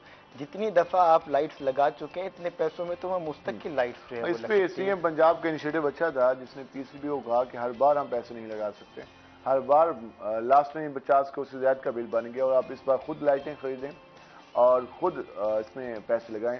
हर बार हुकूमत इसमें मदद नहीं कर सकती। तो जो लाहौर में अब मैचेस होंगे, अब कहा यह जा रहा है कि पीसीबी खुद उसका खर्चा बर्दाश्त करेगी। तो एक अच्छी रवायत डाली गई है, इस तरह होना चाहिए। मलिक साहब, जिस तरह मौजूदा सूरत हाल हम देख रहे हैं, हमने एलसीस के हवाले से बात की, ट्रांसपोर्टर के मसाइल के हवाले से, पेट्रोलियम मसनूआत में कई गुना इजाफा हुआ है। फिर डीजल महंगा हुआ है, हालांकि पेट्रोल कुछ रुपए कम किया गया। तो इससे कितना इफेक्ट आ चुका है? जो पहले आप कराची से लेकर मुल्तान तक जो रूट चलता था, अब उसकी कीमत में कितना इजाफा हो गया? उसमें बेहद इजाफा हुआ है। तकरीबन अभी 35 रुपए, यानी कि 15-16% ये बढ़ा था ये लास्ट टाइम। उससे किराए तकरीबन 35 से 40 हजार रुपए किराया बढ़ गया। 35 से 40 हजार ना एक साइड का। अब 40 हजार जो किराया बढ़ा है ना, तो वो असर क्या होगा उस प्रोडक्ट पे होगा। जो वो प्रोडक्ट वो उठा के लाया है यहाँ से, तो उस पे जब होगा तो वो चीज जब मार्केट में उसकी काफी महंगी हो जाएगी। तो उसमें हमने तो अपने किराए चले बढ़ा दिए हैं, लेकिन असर अंदाज किस पे होना है? कंज्यूमर और कस्टमर, एंड यूजर कस्टमर पे होना है। तो ये नुकसान तो काफी है डीजल का। आप जब अपने बिजनेस को चेक करते होंगे, कि वेरीफाई करते होंगे, कंपेयर करते होंगे 2018 से 2016 से, काफी अच्छे से आप ट्रांसपोर्ट में 2021 से 2022, 2023 और 2022 और 5-6 महीनों का, तो वो जब आप खाते खोलते होंगे तो आपका माइंड भी घूम जाता होगा, हो क्या गया। अब देखें, पहले इन्वेस्टमेंट, हमारी इन्वेस्टमेंट डबल हो गई और मार्जिन जो था प्रॉफिट का वो पहले से भी कम हो गया। इन्वेस्टमेंट डबल हो गई और मार्जिन कम हो गया। ये पहले 50 लाख में 1 करोड़ में जितना प्रॉफिट आ रहा था, अब वो 2 में भी उतना नहीं आ रहा। 2 करोड़ में ही उतना ही आता है। हाँ, प्रॉफिट, इन्वेस्टमेंट भी बढ़ गया। लेकिन जो हमारी जो करेंसी रोजाना डिवैल्यू होती जा रही है, उसकी एक रीजन ये भी है कि अब लोगों की इन्वेस्टमेंट डबल हो गई है। अब प्रॉफिट मार्जिन फिर भी वहीं पे इन्वेस्टमेंट ज्यादा होती जा रही है। सेम अगर हम पेट्रोल का देख लें तो पेट्रोल की कास्ट पहले कितनी थी और अब कितनी है, और प्रॉफिट वही झूं गतू है। तो इससे आप अंदाजा लगा लें। तो लास्ट में क्या पैगाम देना चाहेंगे? लास्ट में पैगाम ये है कि देखें, गुड्स ट्रांसपोर्ट हमारी जो है रीढ़ की हड्डी है हमारी इकोनॉमी की। इसके बगैर हमारी कोई भी ट्रांसपोर्टेशन अगर नहीं होगी तो हमारी इंडस्ट्री भी काम नहीं करेगी। जारी बात है, ये कार्गो अपनी इसी पे ही उन्होंने कार्गो। हम देखते हैं जब भी कोई जलसा हो, रोकना हो तो कंटेनर रोक लेते हैं। इसमें हमें काफी नुकसान होता है। इसका को गवर्नमेंट को सोचना चाहिए, एक चीज। और दूसरे जो हमारी ज्यादा मसले हैं कि ड्राइवर्स हमारे जितने हैं ना, उनको ड्राइविंग लाइसेंस इशू नहीं किए जा रहे। हमारे ड्राइवर हजरात मजबूर हो जाते हैं 2 नंबर ड्राइविंग लाइसेंस लेने पे। तो वो क्यों हो जाते हैं? क्योंकि उनको आप मिल ही नहीं रहा 1 नंबर ड्राइविंग लाइसेंस। तो ये गवरमेंट को सबसे आसानियां पैदा की जाए तो बेहतरी आ सकती है। 1 विंडो को इसको किया जाए इसको, स्पेशली ड्राइवर्स को, कमर्शियल ड्राइवर जितने भी हैं। ये लास्ट में क्या मुख्तसर पैगाम देंगे? बस यही है कि हमें खुद जो है वो ठीक होने की ज़रूरत है। और इसके अलावा जो हमारी ब्यूरोक्रेसी है, क्योंकि ज़्यादातर मैं उनको देखता हूँ, तो उसको कम्युनिटी के साथ और सिटीजन के साथ एक लाइजोन बनाने की ज़रूरत है, ताकि वो डर और खौफ का जो आंसर है वो खत्म हो। और वसीम शहजाद, आपका बहुत शुक्रिया। मलिक साजिद, आपका बहुत शुक्रिया हमारे प्रोग्राम में। नाज़रीन, हमने गुफ्तगू की और कोशिश की कि उन अमूल को डिस्कस करें जो आम आदमी भी उससे मुतासर होता है और जो उसके साथ साथ जो इस कम्युनिटी से मुंसलिक लोग हैं वो भी मुतासर हो रहे हैं। ट्रांसपोर्ट के हवाले से, उसके साथ साथ जो हमने बाकी शोबिस इंडस्ट्री को भी डिस्कस किया, तो मामलात को बेहतर होने की ज़रूरत है। और वही बात कि हमें इब्तिदा अपनी ज़ात से करनी होगी। हम तनकीद बहुत करते हैं, हमारे यहाँ वाज़ और नसीहत बहुत है, लेकिन खुद पे इम्प्लीमेंट करना ना होने के बराबर है, जिसकी वजह से ये मसाइल हैं। तो हम ब्रेक पे जाएंगे, ब्रेक से वापस आएंगे तो हमारे साथ हमारे नए मेहमान मौजूद होंगे। हमारे साथ रहिएगा, मिलते हैं शॉर्ट ब्रेक के बाद।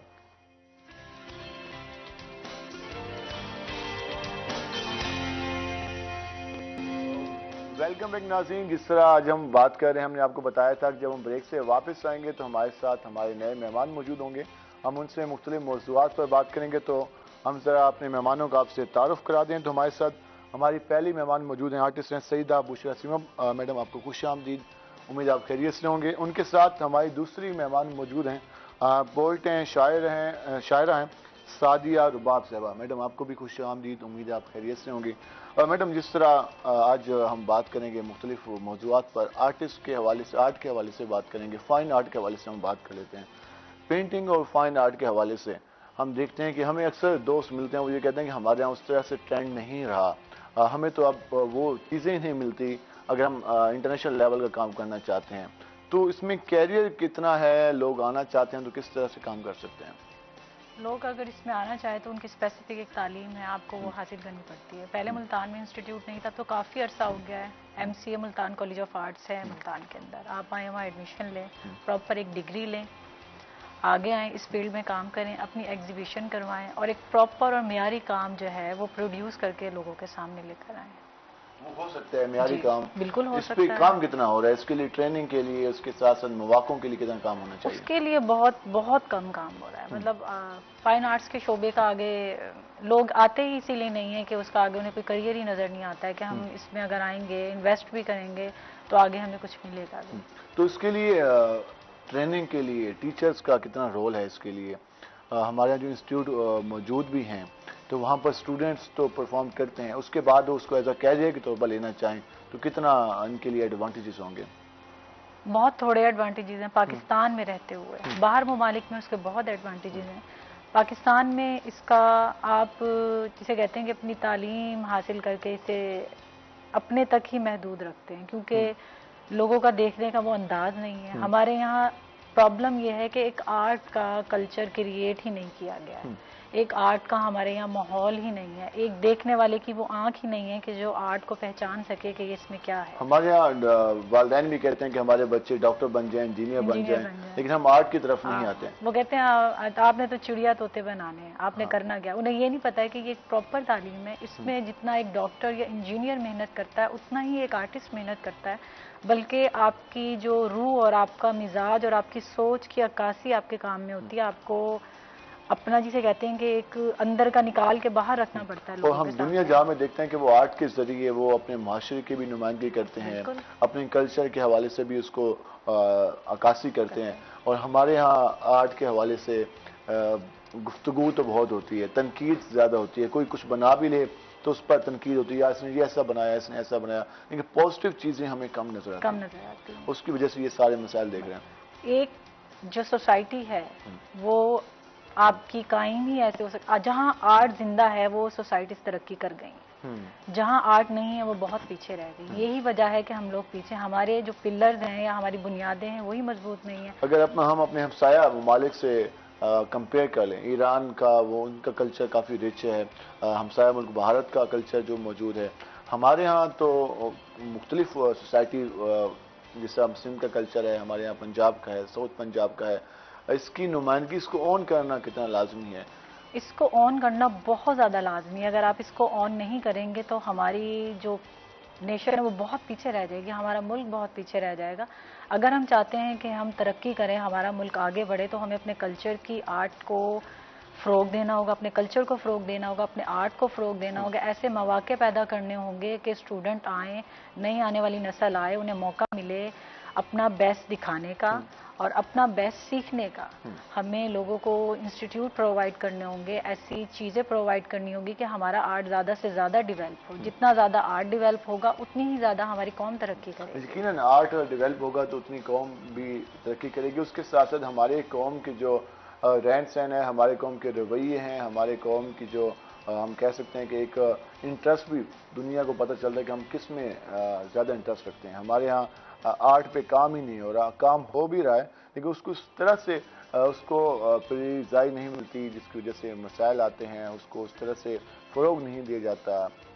लोग पेंटिंग बनाते भी हैं लेकिन उनकी फ़रोख्त के हवाले से प्रॉब्लम होते हैं, उसके मुकाबले नहीं होते। एग्जीबिशन होती भी हैं, वहाँ पर हम देखते हैं कि लोगों की तादाद उस तरह से नहीं आती जिस तरह हम एक थिएटर में देख लेते हैं, वहाँ लोग आ जाते हैं, बाकी इवेंट्स पे आ जाते हैं। लेकिन इस तरह की चीज़ों में लोग इंटरेस्ट नहीं लेते या उनको एक बाकायदा तौर पर शुरू से एक माइंड सेट बनाया गया है जिसकी वजह से ये प्रॉब्लम्स हैं। हम इसमें मज़ीद भी बात करेंगे। हमारे प्रोग्राम का सेगमेंट है आज के भाव।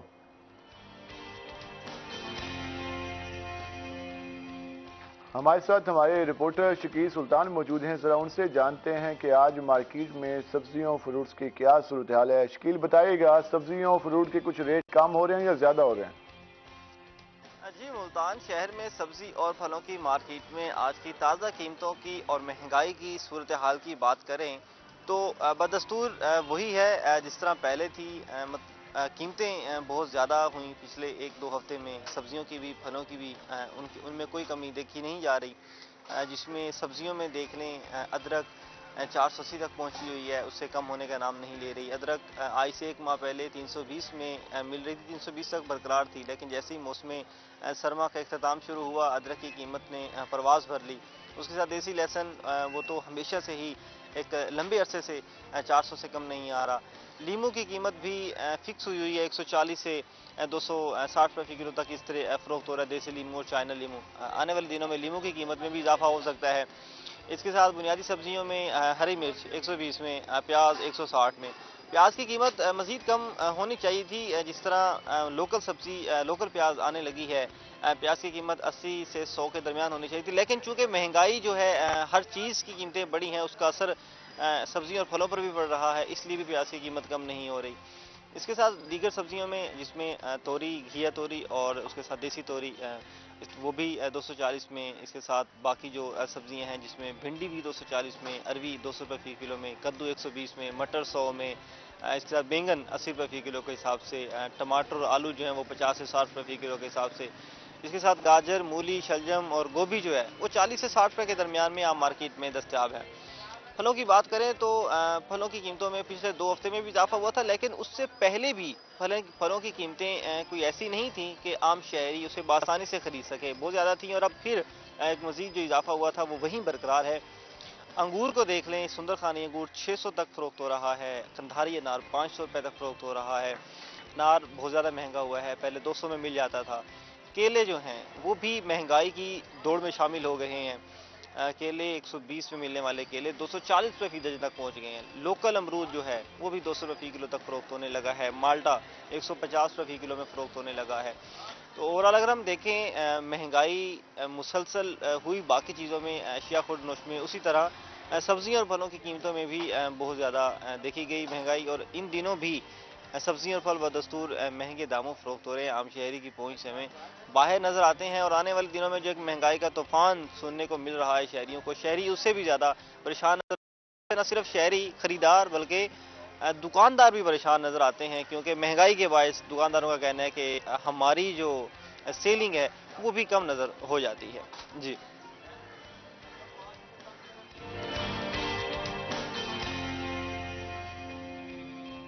बहुत शुक्रिया शकील सुल्तान, आपने तफसीलन बताया कि मुल्तान में क्या सूरत हाल है। यकीनन हमारे यहाँ जो लोकल सब्जी हैं उनकी कीमतों में भी इजाफा दिखाई दे रहा है। फ्रूट्स हालांकि होना ये चाहिए था कि कुछ बेहतर कीमत में होते जो इस वक्त सीजनल फ्रूट्स हैं, लेकिन उनकी कीमत में भी कई गुना इजाफा हो चुका है। फिर रमज़ान आ जाएगा, अभी अगर केले 240 रुपये फी दर्जन के हिसाब से हैं, अंगूर 600 रुपये किलो है और बाकी, तो फिर आप अंदाज़ा लगा लें कि 10-15 दिन बाद क्या सूरत हाल होगी। शायद इसमें डिमांड एंड सप्लाई का भी एक इशू होता है, और सेकंड हमारे यहाँ गिरां फरोशी भी काफ़ी ज़्यादा होती है। अगर सरकारी रेट लिस्ट के मुताबिक ये सूरत हाल है तो फिर हम अंदाज़ा लगा लें कि फिर आने वाले दिनों में क्या हालात होंगी। हम ये बातें चलती रहेंगी, हम जरा आते हैं अपनी दूसरी मेहमान की जानिब सादिया रुबाब साहबा के पास। मैडम, जिस तरह हम अदब के हवाले से बात करते हैं, नौजवानों को हम दूर देखते हैं, नौजवान आजकल मोबाइल्स में और उसके अलावा बाकी जो नई चीज़ें आ गई हैं उनमें ज़्यादा मसरूफ़ नज़र आते हैं। किताब का किरदार कितना अहम है इंसान की ज़िंदगी में, इंसान की पर्सनालिटी डेवलप करने में, क्या कहना चाहेंगे इस पर? जैसे कि सोशल मीडिया का दौर है, मोबाइल, इंटरनेट, इन चीज़ों ने बहुत सारी खराबियां नई नस्ल में पैदा की हैं। और आज का बच्चा वो ऑटोमेटिक मोबाइल है, वो नहीं समझता अदब क्या है, वो नहीं समझता ताज़ीम क्या है, वो नहीं समझता अखलाकियात क्या है, क्योंकि उसकी तरबियत माँ बाप नहीं, ये मोबाइल सर है। और मोबाइल में एक ऑप्शन क्लिक होता है तो दिमाग में चीज़ें बहुत सी क्लिक होती हैं, तो बच्चे के लिए ज़रूरी है कि वो उन चीज़ों को ओपन कर देता है। तो हमें चाहिए कि हम बीइंग अ एल्डर ज़माने में, हम माशरे में अपने जो भी यंगस्टर हमारे साथ इन्वॉल्व हों तो हम उनको उंगली पकड़कर सिखाएं कि बेटा ये राइट वे है और ये रॉन्ग वे है। आपको कैसे ख्याल है कि आपको अदब की तरफ आना चाहिए, लिखने की तरफ आनी चाहिए, किताबों की तरफ आना चाहिए? शुरू से शौक था या बाद में आपको ये मेरा खानदानी कह लें, आप विरासती कह लें, क्योंकि मेरे अब्बू जी बहुत अच्छा गुनगुनाते थे, बहुत अच्छा अशार पढ़ते थे और वो अक्सर ये चीज़ कलाम पढ़ा करते थे, यूं दी हमें आज़ादी। और जब वो अपने लबो लहजा में पढ़ते थे तो वो तरंग जो होता वो दिमाग में रच बस गया कि ये कोई चीज़ है। कायदे आज़म से लगाव पैदा हुआ। फिर मेरे अब्बू जी और बहुत सारी चीज़ें इसी तरीके से क्रिएटिव राइटिंग के हवाले से गुनगुनाया करते थे, तो उनको देखकर रुझान पैदा हुआ। तो मैं बचपन से ही लिख रही हूँ और बचपन से ही पढ़ रही हूँ। वैसे मैंने बचपन से कहानियों का आगाज़ किया था 2 क्लास से, और 2 क्लास के बाद मैंने 7 क्लास में बाकायदा अशार लिखने शुरू किए। कहानियों से अशार की तरफ? हाँ जी। तो ये सफर कैसा रहा? कहानी में कोई शेर लाजमी आता है, क्योंकि मेरे माइंड के अकॉर्डिंग के बाद यहाँ पर वाइंड अप हो रही है तो खूबसूरत सा शेर इसमें ऐड कर दिया जाए। जैसे मैं मजमून लिखने लगूं तो मैं उसमें लिख देती हूँ, गुलदस्ता ईमानी को नए रंग से बांधूं, एक फूल सा मजमून हो तो सौ ढंग से बांधूं। तो इस तरीके से मैं अपने अशार उसमें ऐड करती रही। फिर 7 क्लास में जरा थोड़ा मिच्योर हुआ माइंड, तो अशार लिखने लगी। तो अशार में ज्यादा आपका टॉपिक किन चीजों पे होता है? माशरती इश्यूज पे हैं या फिर बाकी चीजें, मसाइल? मैंने कुदरत पर, फितरत पर लिखा है, इंसानी तबीयत पर और नासाजगार हालात पर, बचपन से ही।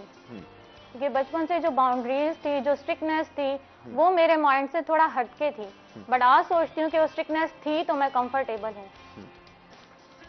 तो इस वजह से आप लिखने का सफर शुरू हुआ, फिर अब आप गजल, बाकी अशार, इन सब की तरफ भी आ चुके हैं? हाँ जी, अल्हम्दुलिल्लाह। वैसे मेरा अंदाज जो है लबो लहजा वो मुकर्रिर का है, क्योंकि मैंने कॉली लेवल से बाकायदा तकरीर का आगाज किया, पोजीशंस अचीव किए, सर्टिफिकेट्स मैंने अचीव किए, तो तकरीर में मेरा ज्यादा रुझान रहा है। इससे इंसान में खुद एतमादी किस हद तक डेवलप होती है? क्योंकि आजकल हम नौजवानों को देखते हैं कि हम ये मुकम्मल भी नहीं कहते कि कोई काम नहीं हो रहा, अच्छा काम भी हो रहा है, लेकिन नौजवान बैक बेंचर्स हमें ज्यादा नजर आते हैं, स्टेज पे आने से घबराते हैं, बात करने से घबराते हैं। ठीक है, किताबों में वो अच्छे होते हैं, अच्छे मार्क्स ले लेते हैं, लेकिन अपने आप को प्रेजेंट नहीं कर सकते। तो उनके लिए कितना लाजमी है कि वो अपनी पर्सनैलिटी पर काम करें, वो फेस कर सकें इन सारी चीज़ों को? कॉन्फिडेंस तो इंसान का ना बार बार आने से डेवलप होता है। इट मीन कि आज आपको कहीं से निगलेक्शन मिल रही है, आपको रिजेक्शन मिल रही है, बट आप उस एम को कंटिन्यू रखो और बैक मूव नहीं करो। ये ऐसे नहीं है कि आप जैसे कि फौरन से पहले आपकी लाइफ ओकर हुई, आपके लाइफ में पैदा हुए, क्रिएट हुए और फौरन से पहले आपको अचीवमेंट्स मिल जाएंगी, नहीं। और कहते हैं ना, पहली सीढ़ी पे नजर रख, आखिरी पे कदम, मंजिलों की जस्तुजु में राहेगा एक पल ना हो। तो मैं फर्स्ट स्टेप 1 से स्टेप लास्ट तक चलना पड़ता है, सफर करना पड़ता है, उसके बाद ही कामयाबी मिलती है। लेकिन हम जो शॉर्टकट की तलाश में रहते हैं उस वजह से भी प्रॉब्लम होते हैं। हम आएंगे सईदा बुशरा साहब के पास। मैडम, आप टीचर भी हैं, आप स्टूडेंट काफ़ी करीब से देख रही होंगी। आजकल जो हमारे नौजवान आ रहे हैं उनका कितना इंटरेस्ट है आर्ट में? एक तो हम शॉर्टकट की तलाश में भी रहते हैं कि यार कहीं से कुछ अरेंज हो जाए, किसी से बनवा लें, खुद से काम ना करना पड़े। ये भी एक फैक्टर रहता है, क्योंकि ये तो हम अपने थीसिस में भी हम नौजवानों को देखते हैं कि वो लिखते हुए भी उनको ना पता नहीं क्या हो जाता है, वो लोगों से लिखवा रहे होते हैं, पैसे देकर भी लिखवा रहे होते हैं। ये जो शॉर्टकट वाला एलिमेंट फैक्टर हमारे लाइफ में शामिल हो चुका है, ये किस हद तक बाकी चीज़ों के लिए, क्रिएटिव चीज़ों के लिए कितना खतरनाक है? ये तो एक जहर है क्रिएटिव चीज़ों के लिए। या आप जिसे कहते हैं ना कि आप किसी को जहर दे के बिल्कुल उसको मार दें, आपकी क्रिएटिविटी तो बिल्कुल मर जाती है ना अंदर से, खत्म। वो तो एक आपने सजाई या एक फेक चीज़ दुनिया के सामने ला के रख दी है। आपका उसका अंदर का क्या है, आपकी अपनी मेहनत क्या है, उसमें कुछ भी नहीं है।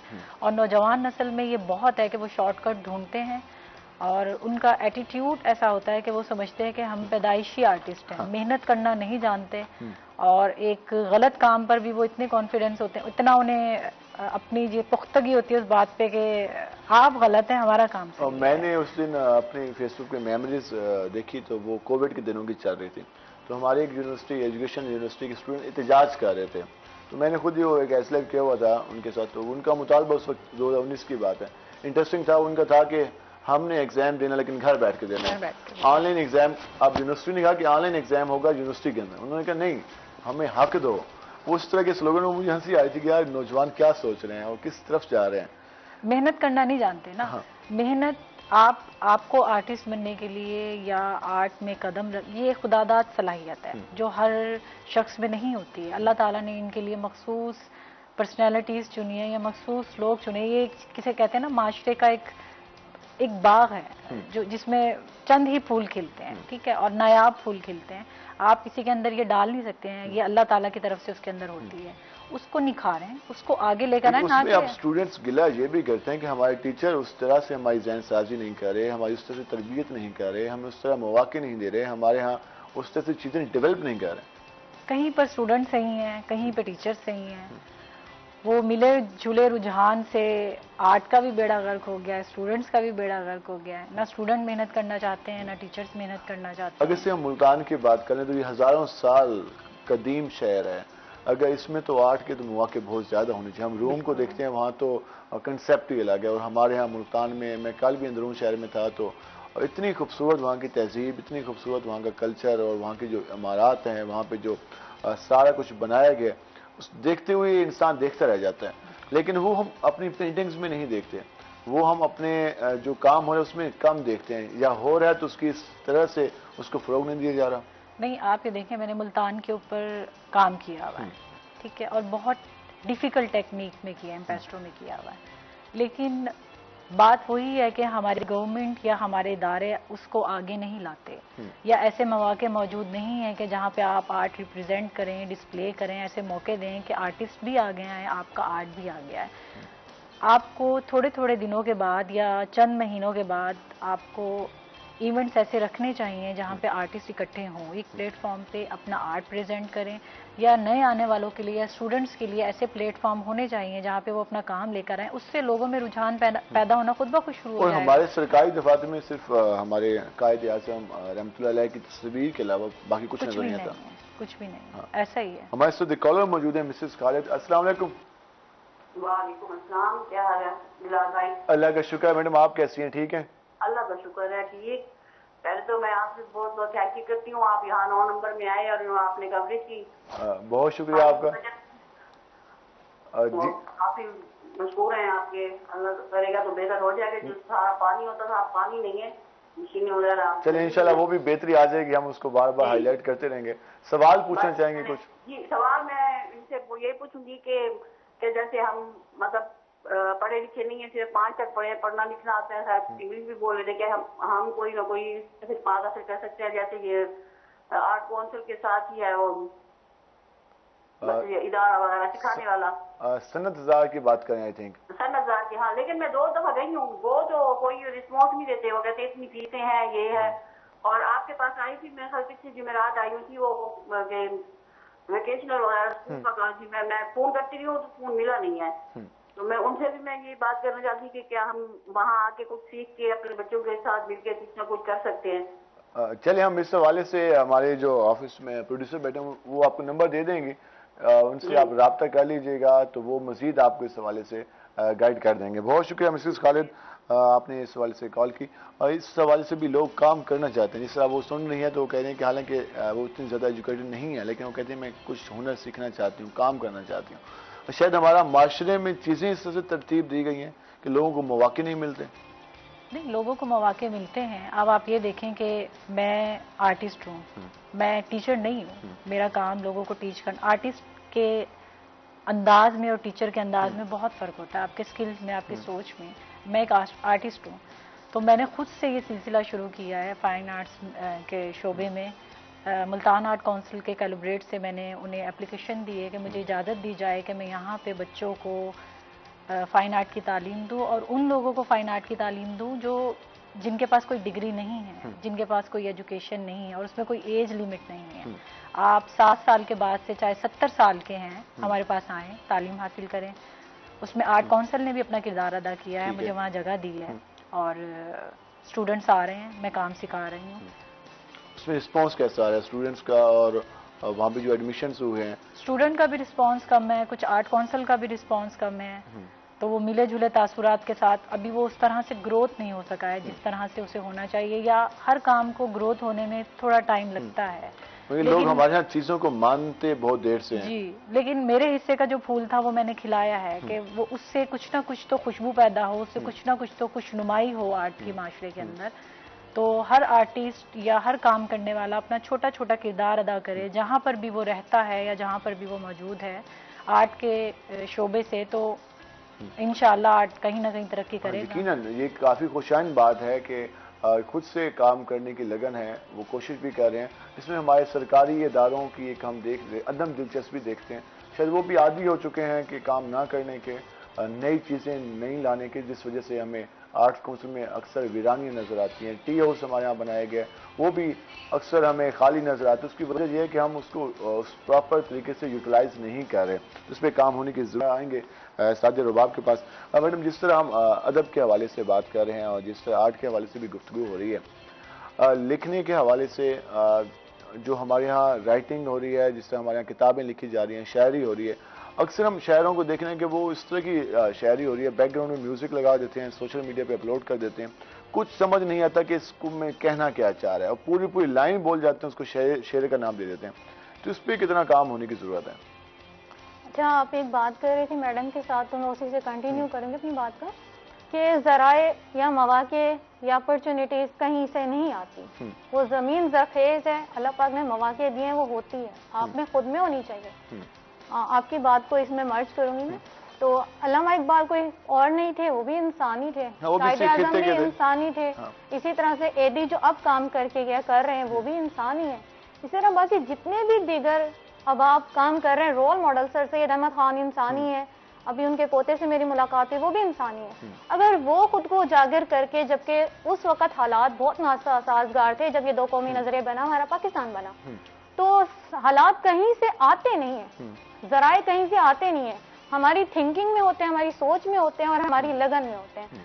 तो आज की नई नस्ल को जो चाहिए, जो कर रहे हैं, मतलब सोशल मीडिया पे वायरल कर रहे हैं, उनको चाहिए कि वो अल्लामा इकबाल को रोल मॉडल बनाएं, उनको चाहिए कि कायदे आजम के अकवाल पर चलें, उनको चाहिए सर सैयद अहमद खान के फरमुदात को पढ़ें, उनको चाहिए एडी जैसे इंसान को अपना रोल मॉडल बनाएं। जब उनमें ये जज्बा पैदा होगा ना, वो रोल मॉडल सेट करें। उन्होंने क्या सेट किया हुआ है, कतरीना कैफ, बेसिकली किसी भी जगह जाएं, कहीं भी जाएं, ड्रामास में जाएं, तो वो उसका नाम आ रहा होता है। जब वो ड्रामास चीजें इस तरीके से बच्चों में प्रमोट होती हैं, जो वो देखते रहते हैं, तो वो म्यूजिक में इन्वॉल्व होते हैं। असल में थोड़ा सा पेरेंट्स को भी चाहिए। हम कहते हैं म्यूजिक में भी आए, उसमें कोई वो नहीं है, लेकिन जो वो परफॉर्म कर रहे हो वो सुनने वाले को अच्छा लगे, वो शायरी एक मुनासिब शायरी हो, अच्छी शायरी हो। जी, ऐसे ये म्यूजिक ट्यून हो जाए, बट एक बिल्कुल अजीब सा म्यूजिक प्ले कर देना और उसके आगे पोएट्री को। मजीद बात करेंगे, ब्रेक का टाइम हुआ है, ब्रेक से वापस आएंगे तो मजीद डिस्कस करेंगे कि इस चीजों को मजीद किस अंदाज में बेहतर लेके किस तरह से चल सकते हैं। हमारे साथ रहेगा, मिलते हैं शॉर्ट ब्रेक के बाद।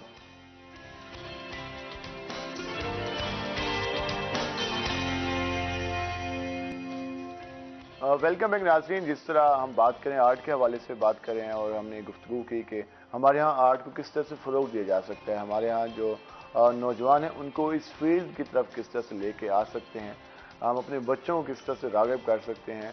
सिलेबस पढ़ाया जाता है स्कूल्स में, बच्चों को मार्क्स आ जाते हैं, और कल से सोशल मीडिया पे अच्छा ट्रेंड नजर आया कि प्राइवेट स्कूल्स के बच्चों के अब एग्ज़ाम के जो रिज़ल्ट हैं वो उनके अब दिन आने वाले हैं, और तकरीबन क्लास में से 10% के 100% होंगे, फिर अगले 10 के 98% और फिर अगले 10 के 97% मार्क्स होंगे, और फिर वालिदैन भी खुश और बच्चे भी खुश कि हम सब ने अचीवमेंट हासिल कर ली। स्किल्स क्या सीखी, नए आइडियाज़ क्या सीखे, उनकी तरबियत पे कितना काम हुआ, उनमें कॉन्फिडेंस कितना आया, उनको ना वालिदैन पूछेंगे ना टीचर्स पूछेंगे, बस इसी पे खुश हो जाएंगे कि नंबर बच्चों के अच्छे आ गए हैं। वो वालिदैन भी सोच लेंगे कि हमारे बच्चों का फ्यूचर ब्राइट है, और टीचर भी खुश हो जाएंगे कि हमारे बच्चों ने अच्छे मार्क्स हासिल कर लिए। तो बाकी चीज़ों में भी काम होने की ज़रूरत है। बातें होती रहेंगी। आज हमारे प्यारे दोस्त अजीम सागर की आज सालगिरह है, तो हमारी तरफ से उनको बहुत बहुत मुबारकबाद। दुआ है कि वो हमेशा खुश रहें, उनकी ज़िंदगी में खुशियाँ आएँ और वो हंसते मुस्कुराते रहें। वो एक अच्छे राइटर भी हैं, आज हम राइटिंग के हवाले से बात कर भी रहे हैं, तो वो अदब के हवाले से और शायरी के हवाले से काफ़ी अच्छा लगाव रखते हैं, तो उनकी जो तहरीर होती है उनको पढ़कर काफ़ी अच्छा फील होता है। तो अजीम, आपको बहुत बहुत मुबारक, आज आपकी सालगिरह है। तो हम सर आते हैं अपने मेहमानों की जानब। साजिद रुबाब से जिस तरह हम बात कर रहे थे, अदब के हवाले से बात करें, तख्लीक के हवाले से बात करें, हम लोग गिला करते हैं मौके नहीं है, हम गिला करते हैं हमारे टीचर्स ने रोल अदा नहीं किया उस तरह से, हम गिला करते हैं कि माशरे का जो इस वक्त मजमूई तौर पर रवैया बन चुका है, वो पॉजिटिव चीज़ों को जगह नहीं दी जाती, नेगेटिव चीज़ों पे ज़्यादा डिस्कशन होती है। तो अब ये चीज़ें तो हैं, इनसे हम इनकार भी नहीं कर सकते। इन हालात में किस तरह से आगे बढ़ना है फिर? देखिए, हालात इंसान खुद पैदा करता है। कहते हैं जमाने से हम है, जमाना हमसे है, तो हालात हमने खुद से पैदा करना है। इट मीन कि जब तक कि हम तगोदो ही नहीं करेंगे, कदम ही नहीं निकालेंगे, घर से बाहर निकलेंगे नहीं, कुछ करना ही नहीं चाहेंगे, तो तश्तरी में रखकर तो किसी को भी नहीं मिलता।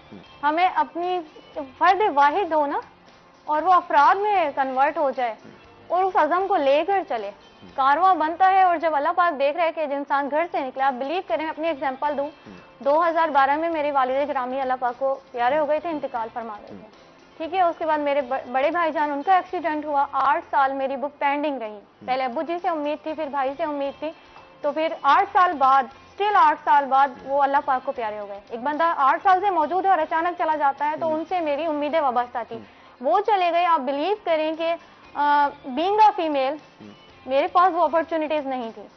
जो भी था, अबू जी के अंडर सर्कट चाह रहा था, भाइयों के सर्कट चाह रहा था, बट मैंने मैनेज किया।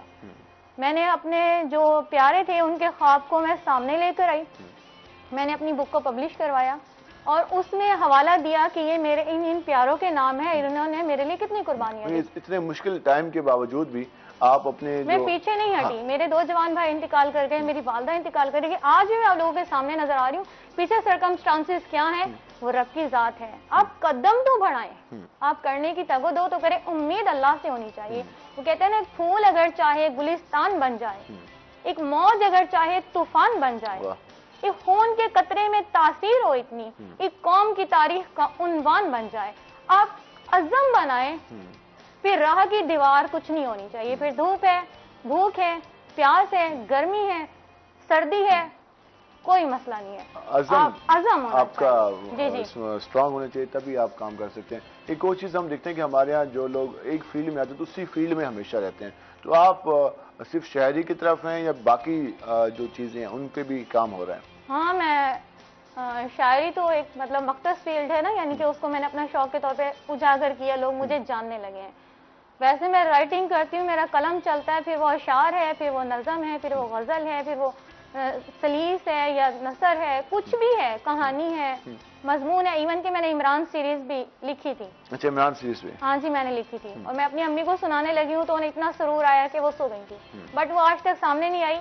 मैंने अपने कलम से अल्हम्दुलिल्लाह बहुत अच्छा मवाद अब तक लिखा है, जो 2012 में कंप्लीट था, बट अब लोगों के सामने है। उसके बाद मैं बेस्ट कुकर भी हूँ और इसमें मैंने अवार्ड्स भी अचीव किए अपने कॉलेज लेवल से, कंपटीशंस में भी मैंने अचीव किए हैं।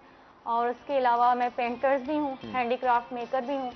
और हैंडीक्राफ्ट तो अब अच्छा वो बन गया, हसीन में वो बन गया जिसमें मुसव्वरी का मुझे बहुत शौक है। इन 2-4 चीजों में एक अल्लाह पाक का इतना करम है कि शायरी में मुझे लोग जानने लगे।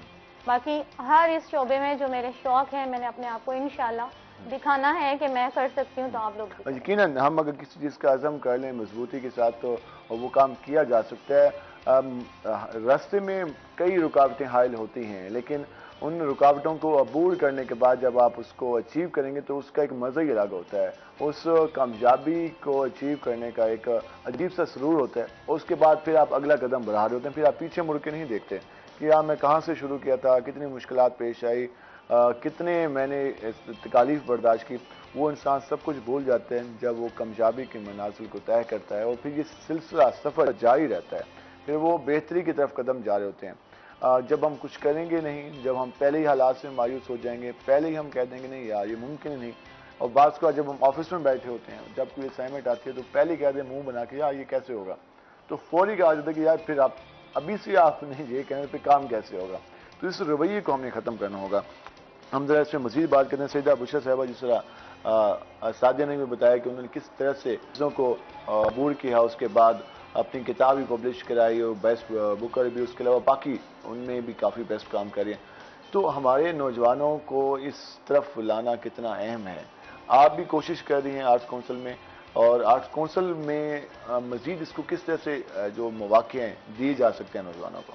आर्ट काउंसिल में इस तरह से मौक़े दिए जा सकते हैं कि नौजवान नस्ल के या सेक्शन बनाएं, अंडर 15 है या अंडर 20 है और अंडर 30 है, उनके सेशन करवाएं, मौसीकी के करवाएं और शायरी के करवाएं, पेंटिंग के करवाएं, कंपटीशन हो, समर कैंप हो और उन्हें तालीम दी जाए या चंद दिन का सेशन रखा जाए, जो हफ्ते का सेशन है, आप आए, हम आपको ये चीज़ सिखाएंगे, या ये क्राइटेरिया, जिस तरह अलिफ से शुरू किया था, अलिफ वाला लेसन इस दिन है, बे वाला लेसन इस दिन है, तो उस तरह से अगर हम बच्चों को लेकर आए तो उनके अंदर रुझान पैदा होना शुरू होगा। पेरेंट्स भी भेजेंगे अपने बच्चों को अगर उन्हें कोई वैलिड प्लेटफॉर्म मिलता है। आपने एग्जीबिशन का भी कोई निकात कराया आर्ट्स काउंसिल में? मैंने आर्ट काउंसिल में सिवरल टाइम एग्जीबिशन अपनी करवाई है, और माशाल्लाह मैं मुल्तान टैलेंट हंट में मुल्तान डिवीजन में फर्स्ट पोजीशन भी मुल्तान आर्ट काउंसिल से ले चुकी हूँ। लाहौर में भी मैंने पोजीशन ली है। उसके अलावा भी मैंने वुमेन राइट्स वालों से भी मैंने जो है फर्स्ट प्राइज़ विन किया। उसके ऊपर पेंटिंग की कंपटीशन में मैंने हिस्सा लिया था। और भी जिसे कहते हैं कि बचपन से लातदाद इनामात, सनतें, चीज़ें मौजूद हैं। तो एग्जीबिशन एक आर्टिस्ट का जिंदगी का हिस्सा है। उसमें ज्यादा किन चीजों की अक्कासी आपने कराई? अगर एग्जीबिशन जो आप लोगों ने कराई? मैंने बहुत टॉपिक्स पे काम किया है, मैंने बहुत मीडियम्स में काम किया है, मैंने बहुत टेक्निक्स पे काम किया है। तो मुल्तान के ऊपर मैंने करवाई है, नेचर पे मैंने काम किया है, लैंडस्केप पे मैंने काम किया है, स्टिल लाइफ पर मैंने काम किया है, सिटीस्केप पर मैंने काम किया है, बहुत से टॉपिक्स पे मैंने काम किया है। और काफी वसी फील्ड है, इसमें बहुत काम करने के मौके हैं। बहुत वास्ट है। आपकी जिंदगी खत्म हो जाती है।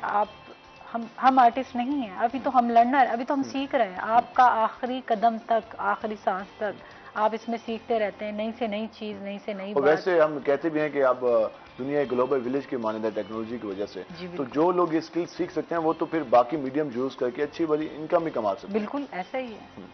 तो बस ये है कि इस तरफ आने की जरूरत है। इस तरफ आने की जरूरत है और मेहनत करने की जरूरत है। शॉर्टकट्स ना अपनाएं, उसके ऊपर प्रॉपर बैठ के मेहनत करें। आपकी एक पेंटिंग आपके 3 दिन लेती है, या महीना लेती है, या साल लेती है, उसको रिक्वायर है तो आप उसे दें। उसको शॉर्टकट ना इस्तेमाल करें, और उसको जल्दी करने में ना अपने आप को तबाह करें, ना आप आर्ट को तबाह करें।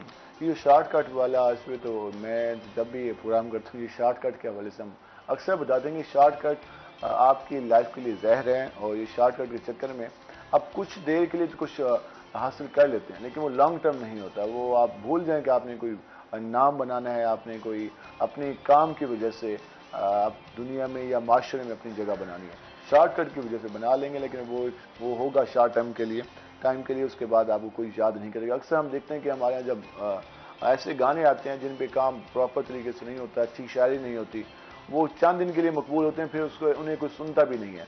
और जिन गानों पे हम अपने क्लासिकल म्यूजिक देखते हैं, उसके अलावा बाकी अभी तक हम सुन रहे होते हैं नुसरत फतेह अली खान को, हमेशा जब तक माशरे में म्यूजिक है तो उनको सुना जाएगा, क्योंकि उनका अच्छा कलाम था और एक अच्छे तरीके से परफॉर्म किया गया, अच्छी शायरी थी, अच्छे अल्फाज से एक प्रॉपर तरीके से उसको प्रेजेंट किया गया था। और कई लोगों ने गाना गाया, लेकिन वो याद नहीं रखा जाता क्योंकि उस पर प्रॉपर तरीके से मेहनत नहीं होती। आज के स्पेशली इतनी ज़्यादा एप्लीकेशन आ गई हैं कि लोग गाना गाते हैं, लेकिन वो लाइव परफॉर्म नहीं कर पाते। उनका सॉन्ग रिलीज हो जाते हैं, लेकिन जब उनको कहा जाता है कि आप लाइव परफॉर्म करें तो वो नहीं कर पाते। और लोग कहते हैं यार ये आवाज़ कहाँ से आ गई, वो तो आवाज़ अलग थी। तो ये शॉर्टकट के चक्कर के में हम काफ़ी ज़्यादा चीज़ों को चले जा रहे हैं। साथ ही अब जिस तरह शॉर्टकट के हवाले से ही बात हो रही है, हम आपसे शायरी भी सुनेंगे कि आपने जो शायरी लिखी, और इस हवाले से क्या मैसेज देना चाहेंगे? शॉर्टकट किस हद तक हम माशरे में नौजवानों को खराबी की तरफ लेके जा रहे हैं? देखिए, मतलब क्या चीज़ है शॉर्टकट? आप जा रहे हैं बिलफर्ज, रास्ता इस तरीके से है, आप कहेंगे आधा हो जाए, आप तो ऊंधे में गिरेंगे। मतलब आप खुद को कुएं में धकेल रहे हैं, क्योंकि रास्ता तो इस तरीके से है। और वो 5 मिनट का आप कहें 2 मिनट में कर लें, तो 2 मिनट में जो रुकावटें हैं, हो सकता है खुदा ना खास्ता 5 मिनट का रास्ता है, कोई ट्रैफिक के अकॉर्डिंग ही आप जस्ट लाइक एग्जाम्पल ले लें, आप जा रहे हैं और सामने से 1 मिनट का आप 30 सेकंड में करेंगे तो कोई बाइक आ गई, आप जान से ही गए। मतलब शॉर्टकट क्या होता है? आप अपने टारगेट सेट करें और उस पर स्ट्रगल करें। स्ट्रगल के बाद स्ट्रगल करना भी चाहते हैं, लेकिन माशरे का भी काफी दबाव होता है, खानदान का भी होता है, घर का भी होता है, लोग सवाल भी उठाए होते हैं, लोग बार बार पूछ भी होते हैं कि यार तुमने ये कहा था अभी तक नहीं कर सके। तो वो उसमें भी हमारे लोग जल्दबाजी करते हैं यार जल्दी से अचीव कर देखिए सर, मुझसे ज्यादा दबाव किसी पे मैं नहीं मानती हुआ होगा। बिकॉज जहाँ पर मेरे भाई शदीद गुस्सा करते हैं ना, तो लगता है कि बस सारी चीजें छोड़कर, और मेरी उनसे रूह कांपती है। जमाने में अगर मैं किसी से डरती हूँ तो मेरी फैमिली है, क्योंकि वो कहते हैं टाइम पर घर आओ और देर इन तकरीबात में हो जाती है। तो मैं नहीं मानती कि मुझसे ज्यादा जिस तरीके से सोशल मीडिया में लड़कियां इन हैं और वो काम कर रही हैं, बट मैं अंडर प्रेशर काम कर रही हूँ। लेकिन ये काफी खुशाइन बात है और उसके साथ इनकी एक हिम्मत की बात भी है। अगर आप काम करना चाहते हैं तो किसी भी हालात हों, जैसे भी हालात हों, आप काम कर सकते हैं। काम करने का आपका दिल हो, काम करना चाहते हो, तो जो ये परेशानियां, रुकावटें ये आर्जी हो जाती हैं जब आप मुसलसल काम करते रहते हैं। हम इस पर मज़ीद भी बात करेंगे, हमारे साथ रहेगा। मिलते हैं शॉर्ट ब्रेक के बाद।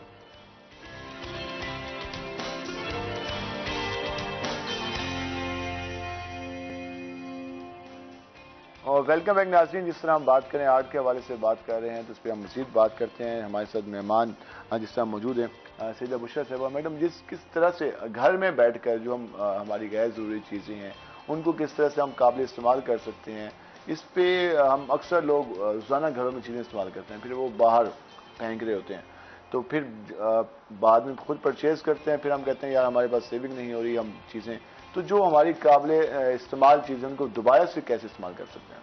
आप उन्हें एक काबिल इस्तेमाल इस तरह बना सकते हैं, उन्हें नई कटिंग करें, नई उन्हें फॉर्म दें, शक्ल दें, नई शेप दें, उन्हें 3D फॉर्म में लेकर आएँ, उससे कोई नई चीज़ डिवेल्प करें। अगर आपके पास जैसे पुराने फूल हो गए हैं, पत्ते रखे हुए वॉश के अंदर, आप उसे वेस्ट करना चाहते हैं, आप उसे वेस्ट ना करें, उन्हें वॉश करके उनकी कटिंग करके उनमें से कोई एक नई शेप निकाल के उससे नई चीज़ डिवेल्प करें।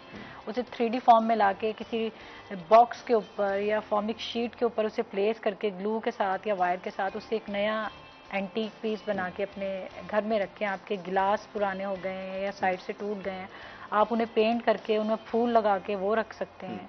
उनमें आप बजरी भर दें, रेत भर दें, या आपकी ये जो सी शेल्स होते हैं वो आप उसके अंदर डाल दें। इवन कि आप एक जो आपका अंडे का छिलका है जिसे एग शेल बोलते हैं, उसे भी आप तोड़ के ज़ाया ना करें, उसे भी आप पेंट करके उससे कोई ना कोई नई चीज़ क्रिएट करके वॉल के ऊपर से पैटर्न बना के मोज़ैक का उससे काम कर सकते हैं। आप अपने रूम में उससे डेकोरेशन कर सकते हैं, उसका कोई 3D नया फॉर्म उसकी निकाल सकते हैं। चीज़ें कोई भी जिसे कहते हैं ना कि फेंकने वाली नहीं होती है। ये तो हम इसको इस्तेमाल, अब इससे इनकम के जराए हम किस तरह से ढूंढ सकते हैं? इनकम के जराए ऐसे हैं कि कोई सोर्स ऐसा हो या आपका ग्रुप ऐसा हो कि आप उसे ऑनलाइन, अब तो सिलसिला आ गया, ऑनलाइन आप उसकी पिक्स लगाएं, अपनी कोई वेबसाइट बनाएं या अपना कोई ऐसा पेज बनाएं जहां पे आप उसे लगाएं और लोगों को दिखाएं कि हमारे पास ये नया काम मौजूद है। अब तो सोशल मीडिया इतना आपका फास्ट हो गया है कि आप कोई चीज लेकर आते हैं नहीं या काम लेकर आते हैं तो वो लोगों के सामने आ जाता है। कोविड ने एक गिफ्ट हमें दिया है कि हम घर बैठ के बिजनेस कर सकते हैं। अब आपको किसी की मिन्नत करने की जरूरत नहीं है, आप ऑनलाइन उसकी पिक्स लगाएं, अपलोड करें, दिखाएंगे हमारे पास ये काम मौजूद है। अगर ग्रुप में वर्क करना चाहते हैं ग्रुप में करें, इंडिविजुअल करना चाहते हैं उसे इंडिविजुअल करें, उस काम को आगे लेकर आएं, तो इंशाल्लाह जब आप मेहनत करेंगे। टीम बनाना कितना लाजमी होती है? क्या टीम बनाना कितना लाजमी होती है? टीम वर्क में ये होता है कि आपकी चीजें बैलेंस हो जाती हैं, आपका लोड कम हो जाता है। और बगैर टीम वर्क के अगर आप काम करते हैं तो आपके ऊपर लोड ज़्यादा होता है और आपको चीज़ों को बैलेंस करना और मैनेज करना मुश्किल हो जाता है। जिसे कहते हैं ना यूनिटी में कामयाबी है। बिल्कुल। तो यूनिटी हो तो मुकम्मल टीम हो तो फिर आप चीजें नए आइडियाज, फिर 4-5 लोग बैठे हैं तो वो अपने अपने आइडियाज भी देंगे। आइडियाज देंगे। आपसे अगर कुछ गलत हो भी रहा है तो आपकी रहनुमाई जरूर करेंगे कि आप इसे यहाँ से दुरुस्त करें या यहाँ आप इसको प्लेस करें या इसको हमें इस तरह से नया आइडिया देना चाहिए। और साथ ही आप इसमें क्या ऐड करेंगे? हैंडीक्राफ्ट है हमारे यहाँ, बाकी चीजें घरों में हम लोग, हमारी खवातीन कर सकती है। हमारे यहाँ मसला ये कि स्किल्स पे काम नहीं हुआ। हम वुमेन एम्पावरमेंट की बात करते हैं, हम कहते हैं कि हमारी खवातीन को हम एम्पावर करें, लेकिन जब तक वो उनके पास स्किल्स नहीं होंगी, जब उनके पास खुद से इनकम नहीं आ रही होगी तो वो तो डिपेंड ही रहेंगे हमेशा। तो किन किन चीज़ों में उनको हम एम्पावर कर सकते हैं? वैसे अल्हम्दुलिल्लाह मैं जो भी काम अगर कहूँ तो मैं कहूँ बचपन से ही कर रही हूँ, क्योंकि इंसान कोरे कागज़ की तरह होता है, जो बचपन में लिखा जाए होल लाइफ में आ जाता है। तो मैंने हैंडीक्राफ्ट पे माशाल्लाह बहुत ज़्यादा काम किया है। हैंडीक्राफ्ट पे भी काम किया? हाँ जी, मैंने बहुत ज़्यादा काम किया है। न्यू ईयर कार्ड मेकिंग मैंने किया है पूरे कॉलेज में अपनी मैम्स को, 100 से अबव 1 वीक में मैंने कार्ड बनाए। और न्यू ईयर कार्ड ऐसे के जैसे मार्केट में अवेलेबल वो इम्पॉसिबल कोई मशीन बना रहे जो मेरे हाथों ने बनाए।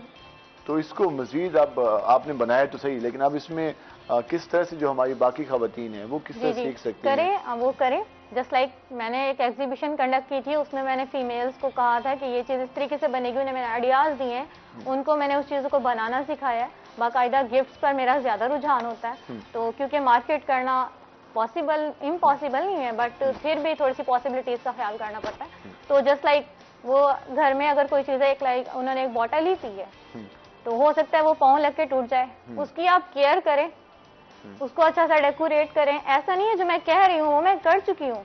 मैंने मार्केट में बॉटल्स अपनी एक फ्रेंड के थ्रू रखवाई, तो अच्छी खासी उनकी सेल आ रही थी। मजीद मैं कंटिन्यू से कर सके। इसी तरह मैंने बुके बनाए, फ्लावर के बुके, वो भी सिर्फ गत्ते पे ही मैंने बनाए थे, जो जिस तरीके से लेस वगैरह के कार्टून मिल जाते हैं वो। तो उस पर मैंने इस तरह से तिकोन मैंने काटा उसको, फिर ऊपर से एक इस तरह से मैंने शेप बनाई कि जिसमें फूल लग सके। वो मार्केट में गए और दोबारा ऑर्डर भी आया। तो इसमें इन्वेस्ट ज्यादा नहीं है, इसमें आप घर बैठे खवातीन इन चीजों पे अर्निंग बहुत अच्छी कर सकती हैं। अर्निंग बहुत अच्छी कर सकती हैं और यकीनन ये चीज़ें सीखने की भी काफ़ी ज़रूरत है। हमारे यहाँ एक होम इकोनॉमिक्स का भी टॉपिक सब्जेक्ट पढ़ाया जाता है, लेकिन काश उसमें ये सारी चीज़ें भी सिखाई जाएँ, ताकि जो हमारी खवातीन जो ये सब्जेक्ट पढ़ते भी हैं कॉलेजेस में, यूनिवर्सिटीज़ में, वो घर में बैठ कर भी इस तरह जो चीज़ें हैं वो काम कर सकें। शायरी भी हम आपसे सुनेंगे, कुछ कलाम आपने लिखा है कल या परसों, वो ज़रा हमें सुनाइएगा। जी, हम शायरी भी सुनेंगे ताकि शायरी के हवाले से हम ज़रा सुनते हैं सादिया रुबाब से कि वो हमें कौन सा कलाम सुनाती हैं। और ये कल की डेट में मैंने अपनी ताज़ा गज़ल लिखी है, और जो मैं अभी सिर्फ इसी प्रोग्राम में आप लोगों को सुनाने जा रही हूँ, आज से पहले इसे किसी ने नहीं सुना। कल्बे मुस्तर हुआ क्या है, कल्बे मुस्तर हुआ क्या है, होना गाफिल खुदा क्या है, मांग रब से दुआ क्या है, दर्दे गम की दवा क्या है, अपनी हस्ती निसार कर दी, पूछता है दिया क्या है। वाह। तेरे हर सिम फैली किरणें, तेरे हर सिम फैली किरणें, ये सितारों की रिदा क्या है। उम्र रोते हुए ही गुजरी, उम्र रोते हुए ही गुजरी, मेरे आंगन में बचा क्या है। वाह वाह। अपनी एक और गजल के कुछ अशार में सुनाना चाहूंगी।